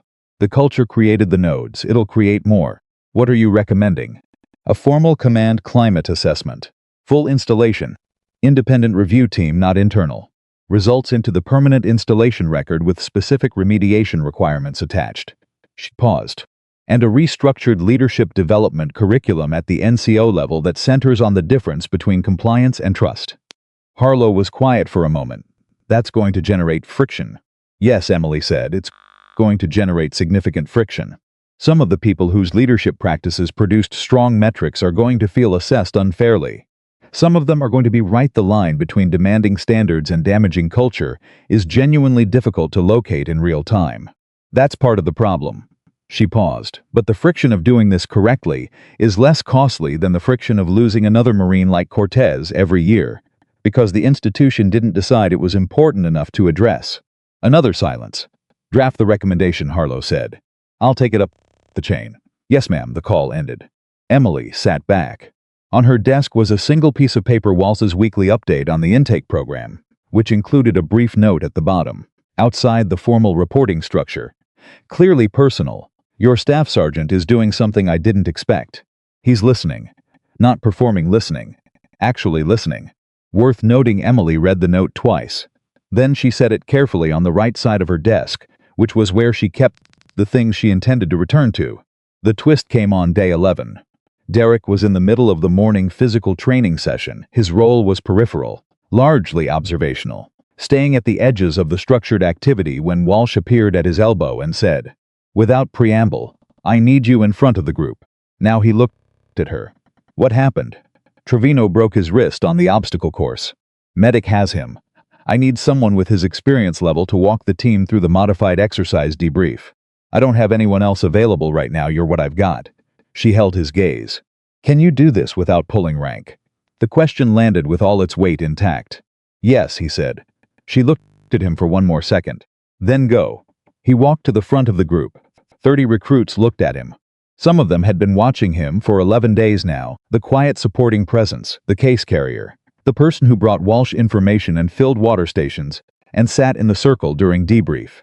They had formed opinions about him in the way that groups form opinions about unfamiliar presences in their space, through accumulation of small observations rather than any single definitive moment. He stood in front of them. He did not stand the way he used to stand in front of a formation with the full theatrical deployment of rank and history, and the implicit communication that everything he said carried the force of institutional consequence. He stood the way he had learned to stand over 11 days of being nobody in particular in this room. He said, Trevino went down on the east wall. He's okay, his wrist isn't. A pause.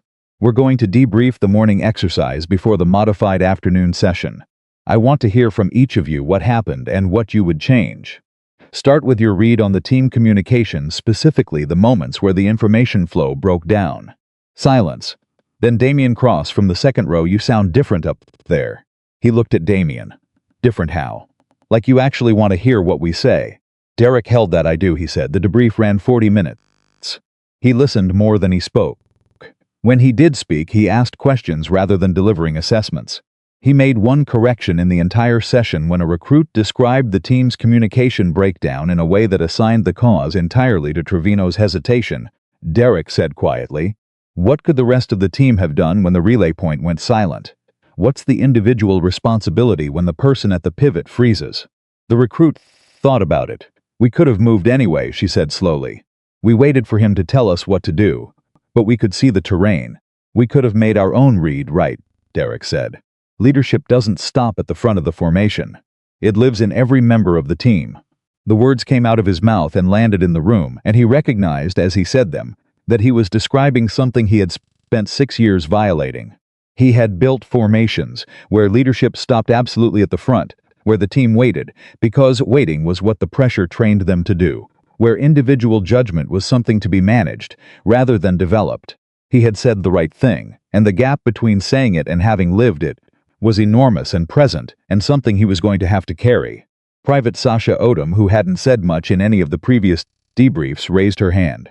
He nodded at her. "Can I ask you something?" she said. "Yes." "Why are you here?"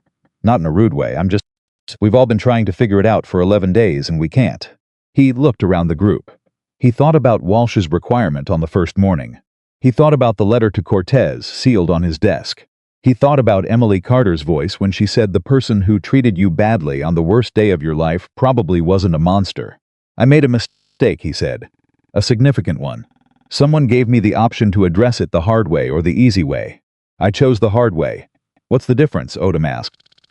"The easy way involves paperwork and a formal process and being assessed by a system. The hard way involves being in a room where you can't use rank to avoid being accountable to yourself." He paused. "The hard way is harder. It's also the one you learn something from." The room was quiet. Then Damien said, "What did you do, the mistake?" Derek looked at him. "I treated someone as less than they were," he said. "Because of how they looked. Because they didn't project authority the way I'd decided authority should look. And I was wrong about them in every possible way that mattered. And I was wrong about authority in every possible way that mattered. And I had been wrong about both of those things for a very long time before anyone made me see it clearly." Another silence. Private Odom said quietly, "Did you apologize to them?" "I tried to," he said. "I'm not sure I got the words right." "Are you going to try again?" He thought about it. "Yeah," he said. "I think I am." That afternoon, Derek wrote a second letter. Not to Cortez this time, to Emily Carter. He didn't send it through official channels. He didn't route it through Meta or Okafor or any of the institutional infrastructure that might give it the texture of a managed communication. He folded it into an envelope, walked to Building 14, and left it with the building's front desk, with a note that it was personal correspondence for the colonel. It was 4 paragraphs.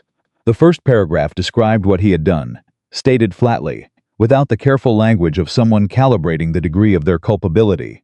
The second paragraph described what he now understood about why he had done it, not as excuse, but as the kind of root-level analysis that can only happen when you stop defending the structure and actually look at the foundation. The third paragraph said, "What you chose to do instead of what you could have done, I didn't understand it at first.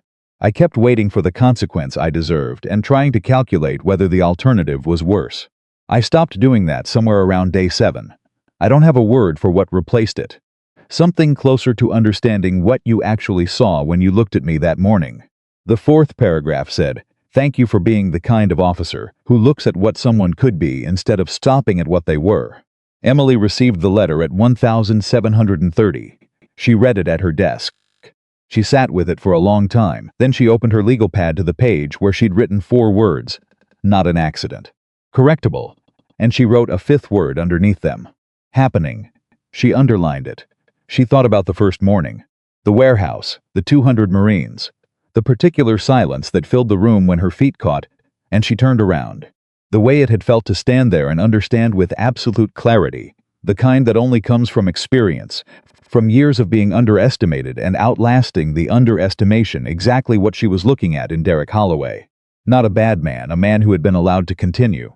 The distinction mattered enormously, because a bad man is a problem to be removed, and a man who has been allowed to continue is a problem that belongs to the institution that allowed it, and removing him doesn't fix the institution.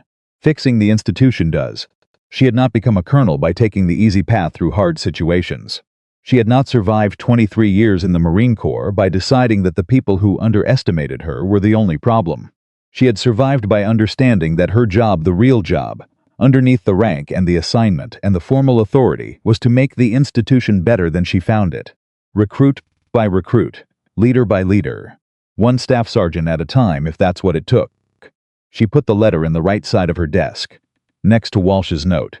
2 pieces of evidence for the same case, that the thing she'd believed when she wrote correctable was turning out to be true. On day 14, Walsh called Derek into her office. He sat across from her the way he'd sat across from Emily directly, without flinching from whatever was coming. Walsh looked at him for a moment. "The recruits asked me this morning if you were staying past the 3 weeks, she said. He stared at her. "Which ones?" he said. "All of them," Walsh said. "Individually, over the course of the morning." Damien Cross asked first. Then it apparently spread through the group before PT ended. She paused. "They asked because they said the debrief you ran while I was with Trevino was the most useful 40 minutes of their training so far." Derek said nothing. "I want to be clear," Walsh said. "I'm not telling you this to reward you. I'm telling you because I think you need to understand what just happened. You walked into a room with no rank, no authority, nothing propping you up, and 30 recruits found you worth listening to. Do you know why?" He shook his head slowly. "Because you were honest with them," she said. "About what you did and what it cost and what you're doing about it. They've been in this program for 6 weeks. They've been told repeatedly what a Marine is supposed to be. You showed them what the reckoning looks like when someone falls short of that, and what it looks like to take it seriously." She paused. "That's more useful than half the formal curriculum."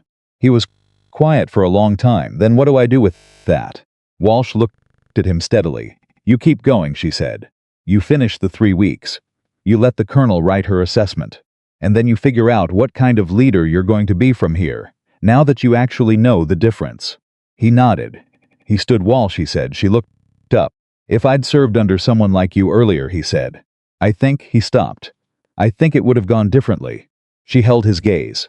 "Maybe," she said. "But you can't go back and serve under someone like me earlier. You can only go forward and become someone that the next Derek Holloway is lucky enough to be corrected by before it costs him more than it cost you." He left. He walked back to the training floor. The recruits were running the afternoon exercise, a team navigation course that required 4-person relay communication across a series of decision points. He could see them moving. He could see Damien Cross at the first relay, voice calm and clear, giving direction without hesitation. He could see Private Odom at the second point, cross-checking with her partner before committing to the turn. He watched from the edge. He felt something he didn't have a clean name for, not pride exactly, because he hadn't built these Marines, and it would have been arrogant to claim any part of what they were producing. Not relief. Something quieter than both of those. Something in the neighborhood of the word right, the specific sensation that arrives when something is happening the way it was supposed to happen. When the gap between the institution's stated values and its actual practice narrows, even slightly, even temporarily. He thought about Emily Carter. He thought about her, standing in that warehouse with 200 Marines watching, absorbing everything he threw at her with her feet planted, and her voice level, writing his name in her notebook without looking up. He had read that calm as something to overcome. He understood now what it actually was. It was the specific quality of a person who had done the internal work so completely and for so long that there was nothing in a difficult moment capable of reaching the part of her that could be rattled. Not because she was invulnerable, because she was rooted. He wanted that. He had never, until 11 days ago, known what it looked like from the outside. He had mistaken the performance of certainty for the real thing and built his entire identity on the performance. Standing at the edge of the training course, watching 31 young Marines navigate towards something they were only beginning to understand they were capable of, Derek Holloway felt the distance between who he had been and who he needed to become with a clarity that was both painful and, in a way he couldn't fully articulate yet, completely necessary. He was not there yet, he knew that. But for the first time in longer than he could account for, he was facing the right direction. The 3 weeks ended on a Friday. Derek knew it was the last day, the way you know the last day of anything that has changed you, not with relief exactly, but with the specific awareness of someone standing at the edge of one version of themselves and understanding that stepping off it is permanent. He arrived at Walsh's facility at 553 again, the same 7 minutes early he'd managed every morning for 21 days. And he stood in the same corner with the same paper cup of coffee and let the familiar sounds of the building, settling into its morning routine, move through him. The recruits arrived at 618. 29 of them. Trevino was still on modified duty with his wrist, and a second recruit had been pulled for a family emergency the previous week. 29 young Marines who had spent 3 weeks absorbing everything Walsh put in front of them and, somewhere along the way, had started doing something Derek hadn't anticipated, watching him back. Not with suspicion, not with the careful lateral attention that junior enlisted give to authority figures they haven't fully categorized yet. With something closer to genuine curiosity, the interest of people who had been given an honest account of a difficult thing and decided that the honesty itself was worth paying attention to. Damian Cross arrived last, which was unusual.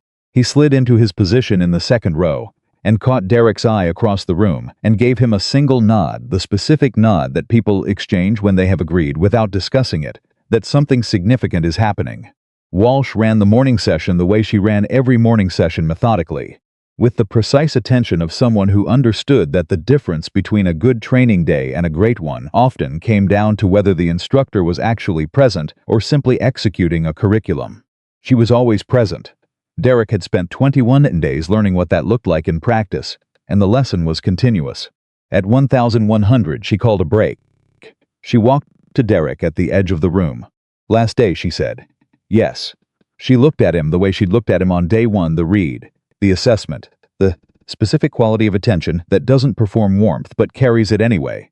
"You've got a meeting with the colonel at 1400, she said. "I submitted my final assessment to her office this morning. Can I ask what you said?" Walsh was quiet for a moment. "I said that you arrived here as a staff sergeant who had learned to substitute authority for leadership, and that over the course of 3 weeks you demonstrated a capacity for genuine self-correction that I haven't seen in most officers twice your age." She paused.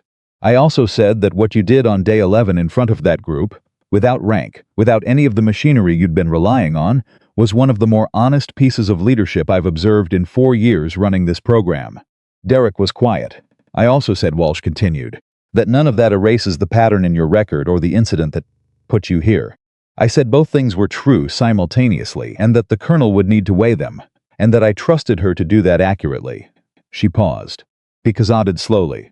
"Walsh," he said, I don't have the right word for what I want to say." "Then say the wrong word," she said. "That's usually closer to the true one." He thought about it. "I wasted a lot of time being the wrong kind of person in this uniform," he said. "And this program you didn't let me pretend that wasn't true, and also didn't let me use it as the final word about who I am. That's not a small thing." She looked at him for a moment. "No," she said, "it isn't." She went back to the group. He stayed at the edge of the room and watched the morning continue, and felt the particular weight of an ending that is also a beginning pressing against the inside of his chest. At 1145, Walsh gathered the full group for a final session, a structured reflection exercise. Each recruit asked to name one thing they were taking out of the program and one thing they were leaving behind. It was a Walsh standard. Apparently she ran it at the close of every intake cycle. She looked at Derek when the group was assembled. "Staff Sergeant Holloway," she said, "you've been in this room for 3 weeks. You're part of this group cycle. I'd like you to participate if you're willing." 29 faces turned toward him. He could have declined. Walsh had phrased it as a choice. But declining felt like exactly the kind of protective maneuver he had spent 3 weeks learning to stop making. "Yes," he said. He walked to the circle he sat. The recruits went first. He listened to each one, taking it in genuinely rather than performing the posture of listening, which he now understood were different physical experiences in a way he couldn't have articulated 3 weeks ago. He heard things that were simple and things that were unexpectedly profound. Private Odom said she was taking confidence in her own judgment and leaving behind the assumption that hesitation was weakness. Damian Cross said he was taking the understanding that leadership is about what happens to the people around you, not what happens to you, and leaving behind the idea that being the loudest voice meant being the right one. Several of the things they said were things Derek had said in the debrief on day 11. They had absorbed them and made them their own. That was the thing about genuine leadership when it worked. It didn't stay in the mouth of the person who said it. It moved. When it came to him, the room was quiet with the specific quality of 29 people who understood that the weight of what this man was about to say was different from what anyone else had carried into the circle. He looked around at them. He said, "I'm taking a version of leadership I should have found 10 years ago. One that doesn't require other people to be smaller for me to feel like I'm doing my job." He paused. "I'm leaving behind the idea that being feared and being respected are the same thing. They're not even close to the same thing. I spent 6 years believing they were, and the cost of that belief is sitting in a file somewhere, and in the memory of every person who served under me while I was wrong about it." Nobody moved. "I'm also leaving behind the assumption that the person in front of me is who they appear to be before I've actually paid attention," he said. "That one cost me the most. And the person it cost me the most in relation to is someone who, instead of doing what I would have done in her position, decided to do something harder and more useful." He paused. "I don't think I'll stop being grateful for that." Walsh let the silence hold for a moment. Then she said simply, "Dismissed." The recruits stood. Several of them looked at Derek on the way out. Odom stopped in front of him for a second and said, "I hope whoever you were describing in there, the version you found, I hope he stays." He said, "Me too." Damian Cross was last out. He stopped at the door, turned back. "Derek," he said. "Just the name, the way they'd been from the first morning. Come back sometime, once you're whatever you're going to be." He paused. "I want to see if it sticks." Derek looked at him. "It's going to stick," he said. Damian nodded once. Walked out. Derek stood alone in the room for a moment. Then he went to get ready for 1400. He arrived at Building 14 at 1352. He pressed his uniform correctly, squared his cover, knocked twice on the door of the temporary command suite that had, in the 3 weeks he'd been at the intake facility, apparently become permanent. Meta had mentioned in passing that the original suite's renovation had run long and they'd stopped pretending there was a timeline. "Come in," he entered. Carter was at her desk, the same legal pad, the same coffee cup, the same almost certainly cold temperature. She looked up at him with the same directness she'd deployed every time he'd seen her, the look that processed without performance. "Staff Sergeant Holloway," she said. "Sit down." He sat. She looked at him for a moment. There was something different in the room this time. He could feel it without being able to fully name it. The pressure of the previous meeting had been specific, the weight of consequence, the machinery of institutional decision running just beneath the surface of every sentence. This meeting felt different, quieter, more like two people at the end of something than an officer and an NCO on either side of a determination. "I received Walsh's assessment this morning," she said. "She told me. She also told me about the circle exercise." A pause. "She said you participated." "I did." "What did you leave behind?" she asked. He told her. He said it in the same words, with the same directness. He had gotten better at not performing the delivery of difficult truths, better at just letting them be what they were. She listened without writing. She didn't reach for the legal pad. This part, apparently, was not for documentation. When he finished, she said, "I also received your letter." He held himself steady, which she paused. "I want to talk about the second one." He waited. "The third paragraph," she said. "You wrote that you stopped trying to calculate whether the alternative I offered was worse than the formal consequence, somewhere around day 7. I want to ask you about that. What happened on day 7? He thought about it. He knew what had happened on day 7. He had been thinking about it since it happened, in the background of every training morning and every debrief, and every night lying awake, processing the distance between who he had been and who he was trying to become. Trevino couldn't do the rope ascent, he said. He'd been struggling with it for 2 days, and on day 7 he made it halfway and froze and couldn't get down and couldn't go up. He was up there for 11 minutes while Walsh ran the rest of the group through an alternative exercise. He paused. I stood under the rope for the whole 11 minutes. Not because anyone asked me to, I didn't want him up there alone. Emily was quiet. He didn't know I was there for the first 7 minutes, Derek said. Then he looked down and saw me. And he didn't say anything, and I didn't say anything. But he started moving again about 30 seconds later. Made it to the top. He paused. He told me afterward that he'd been trying to calculate whether the shame of coming down was survivable, and when he saw me standing there he realized someone was watching him try, not watching him fail. And that made the calculation different. The room held that. Day 7, Emily said quietly. Day 7, he said. She looked at the legal pad. She looked back at him. I want to tell you something, she said. And I want you to understand it fully before I tell you the rest. She paused. When I walked into that warehouse 3 weeks ago, I was prepared for what happened. Not the specific details, I didn't know your name or your history before the incident. But the shape of it. The pattern of a person who had decided that the absence of visible authority made someone worth less. She held his gaze. I've been on the receiving end of that assumption for 23 years. Every installation, every new command, some version of that moment, that assessment, that particular quality of dismissal. I know it the way you know the terrain you've walked enough times to navigate in the dark. He listened. What I was not prepared for, she said, was the letter. The second one. Specifically the last paragraph. He remembered what he'd written. Thank you for being the kind of officer who looks at what someone could be instead of stopping at what they were. People thank me for my decisions, she said. For outcomes, for processes, for being effective in the formal sense. I don't receive many thank yous for the specific thing you named. She paused. I want you to know that it landed, and that it matters to me. He said nothing because nothing was the right response to that. She reached for the legal pad.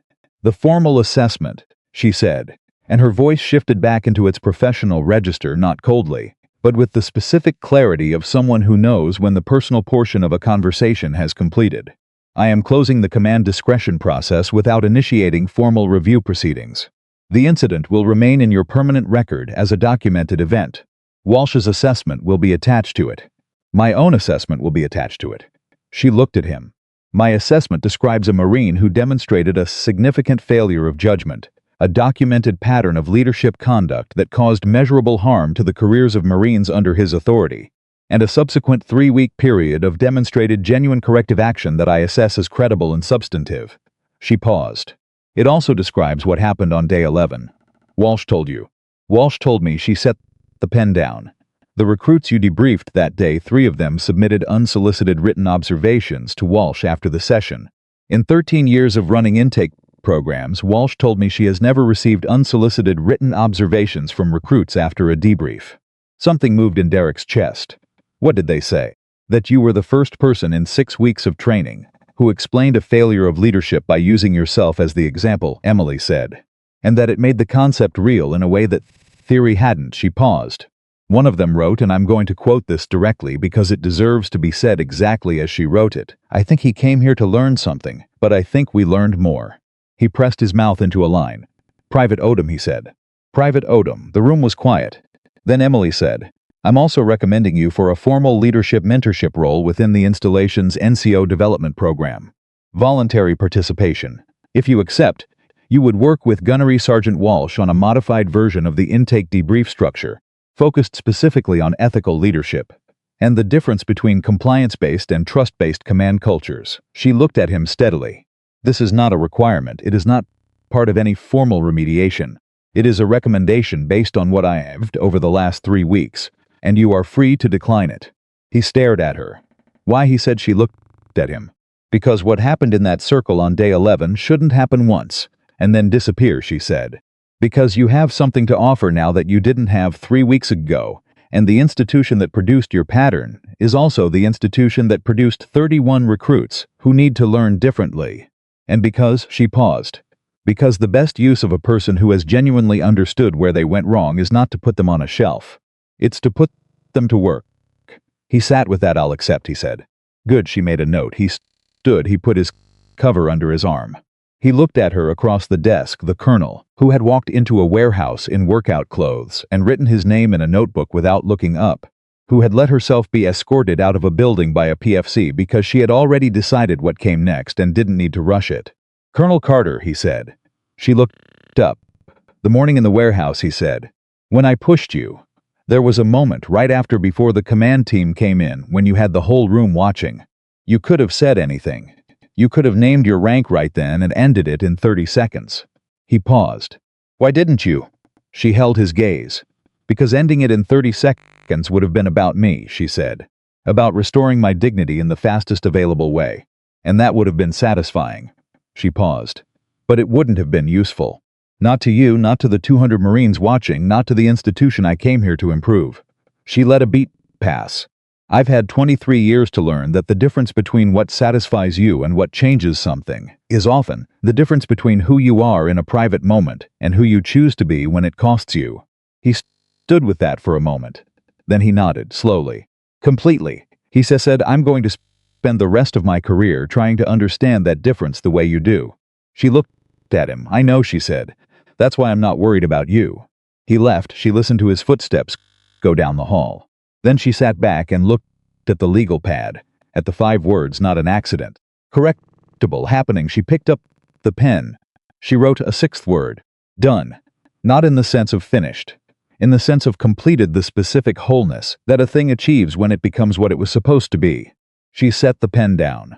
Outside her window, she could hear the sounds of the base moving through its afternoon, the formations assembling, the equipment being staged, the continuous productive noise of an institution training people for hard things. She had been at Redstone for 3 weeks, and in that time she had launched a full command climate assessment, submitted a curriculum restructuring recommendation to Harlow's office, and worked her way through 16 leadership observations that were generating a picture of an institution that was functional and imperfect and genuinely capable of becoming better. Standard results for the kind of evaluation she ran. What was not standard was the letter in the right side of her desk. Walsh's note beside it. The unsolicited observations from 3 recruits in a debrief they hadn't been required to analyze. What was not standard was Derek Holloway standing at the edge of a training course on day 14, watching 30 Marines navigate towards something they were only beginning to understand they could reach, with an expression that had nothing left of the man who had pushed her through a warehouse door. She picked up the phone, called Harlow. It's resolving, she said when Harlow answered. The Holloway situation? That and broader. The command climate assessment is going to produce significant recommendations. I want to talk about implementation timeline. Set up a call for next week, Harlow said. And Emily, ma'am, how are you? Not the assessment. You, Emily looked at the right side of her desk. Better than I expected to be, she said, which is usually a sign that something went right. She could hear Harlow's quiet agreement in the pause. Good, Harlow said. That's good. The call ended. 2 weeks later, the formal command climate assessment results came back. They were, as Emily had anticipated, significant. 14 specific leadership practice recommendations. 3 units flagged for accelerated remediation. A comprehensive revision of the installation's NCO evaluation criteria to include measurable trust-based leadership indicators alongside the existing performance metrics. Lieutenant Colonel Webb received the results in a meeting that lasted 2 hours and involved Emily, Harlow's representative, and 2 members of the independent review team. Webb sat through the entire meeting with the expressions of a man receiving information he had already known somewhere and had not yet faced. When the meeting concluded, he stayed behind. Colonel Carter, he said. Emily looked at him. I want to say something off the record, he said. I'm listening. Holloway's pattern, the one in the assessment. I knew about it. Not the full detail, but the shape of it. I knew the complaints had come through and been managed and not escalated, and I made a judgment call that his field performance justified a more patient approach. Emily was quiet. That patient approach is in this assessment, she said. Not by name, by consequence. I know. He paused. I should have drawn the line earlier. Yes, she said. You should have, he nodded. What do I do with that, he said.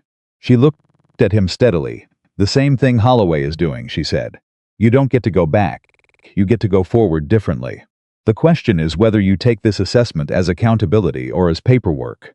He held her gaze for a long moment. Accountability, he said. Then we have work to do, she said. He nodded, and they got to work. The ceremony happened 6 weeks after that.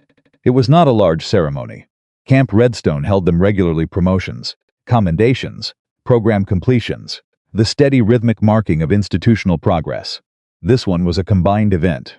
The formal close of the intake program cycle, the installation of the new NCO Leadership Mentorship Initiative, and 3 commendations for exemplary performance. Lucas Bennett received one of the commendations. He stood in the formation and heard his name called and walked to the front with the particular posture of a young Marine who has not yet fully calibrated how to hold recognition, not quite comfortable with it, not pretending it doesn't matter, finding the balance. He had been told through Meta that the commendation cited his conduct during a critical incident and his subsequent demonstration of moral courage in providing an honest account under institutional pressure. He received it from Emily Carter, who shook his hand and looked at him with the direct, complete attention he had come to understand, was simply how she occupied the world. "Private Bennett," she said quietly. "Ma'am, you're going to be a good officer someday," she said. "Start learning now. The gap between learning and leading is shorter than people tell you." He said, "Yes, ma'am." He returned to his position. He stood in the formation and felt the commendation in his hands, and thought about the morning in the warehouse the moment Walsh gave the order, and he had felt the decision point arrive, and had gone the wrong way and known it was wrong even as he did it. He thought about what Emily had said in that temporary office. The hesitation wasn't weakness. It was your instinct recognizing that something was wrong before your training caught up.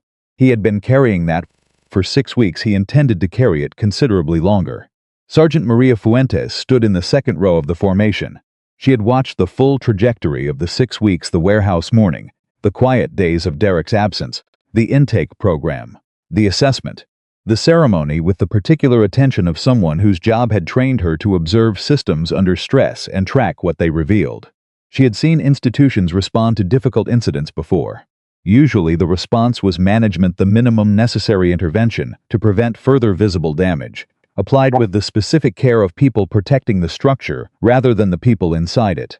This had not looked like management. This had looked like someone deciding, at the highest available level of authority, that the people inside the structure were worth protecting, even when doing so required the structure to change. That was different. That was rarer. She filed it away with the care she gave to things worth keeping. Derek stood near the back of the ceremony, not in the formal formation, not yet reintegrated in the way that 3 weeks and an assessment and a new role had not yet fully operationalized. He stood at the edge and watched the proceedings with the same quality of attention he had been practicing since day one in Walsh's room. He watched Lucas receive the commendation. He thought about the 11 months of service, and the moment Lucas had hesitated, and the moment Lucas had stopped hesitating and escorted her out anyway. He thought about the courage it had taken to go to that office afterward and tell the truth to a colonel about a staff sergeant who still had authority over him. He thought about the specific bravery of a person who chooses accuracy over safety when the cost of accuracy is real. He was going to think about that for a long time. When the ceremony concluded, the formation broke into the organized dispersal of a base returning to its afternoon.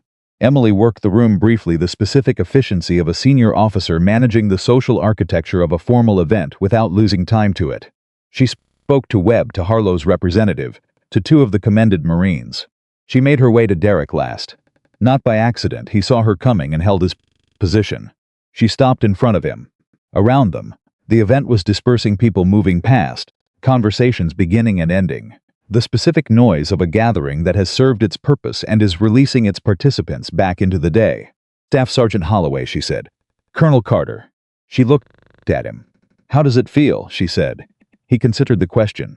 He had learned in the past 6 weeks to take her question seriously, rather than answering the space where the question landed. "Like something settled," he said. "Not finished, but settled in the right place." He paused. "Like I know what I'm building now." She nodded. "Walsh tells me the mentorship pilot sessions are scheduled to begin next month," she said. "She also tells me that Damian Cross has already requested to be in the first cohort." Something moved across Derek's face, not quite a smile, not quite surprise. Something in the vicinity of being known accurately.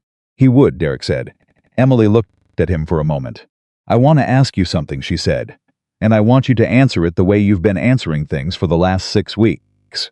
Not the managed answer." "Yes, ma'am, that morning in the warehouse," she said. "If you could go back, not to change it. If you could stand in that moment again, knowing everything you know now, what would you do differently?" He didn't answer quickly. He looked past her for a moment at the place where the formation had been standing, at the concrete floor that still carried in his memory the geometry of 200 Marines and the sound of a warehouse going completely silent. "I would look at you," he said. "Actually look. Not for credentials. Not for insignia. Not for the external markers that tell me what to do next." He paused. "I would look at you the way you looked at me. Like a person I didn't know yet and had no reason to diminish." Emily held his gaze. Around them, the ceremony ground was almost clear now. The afternoon was moving in the particular way of afternoons that have been through something significant, a little slower, a little heavier, the light carrying more weight than it usually does. She said, "Then it wasn't wasted." He said, "No, ma'am.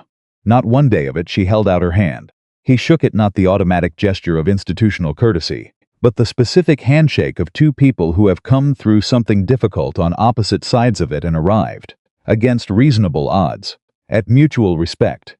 She let go, she walked away, he watched her go. He thought about everything that had happened since the moment he pushed her, the morning that had rearranged him, the 3 weeks that had rebuilt him, the 6 weeks that had begun teaching him what the rebuilt version was capable of. He thought about Cortez, who had received his letter and responded in a single short email that said only, "Thank you for saying it. I'm okay.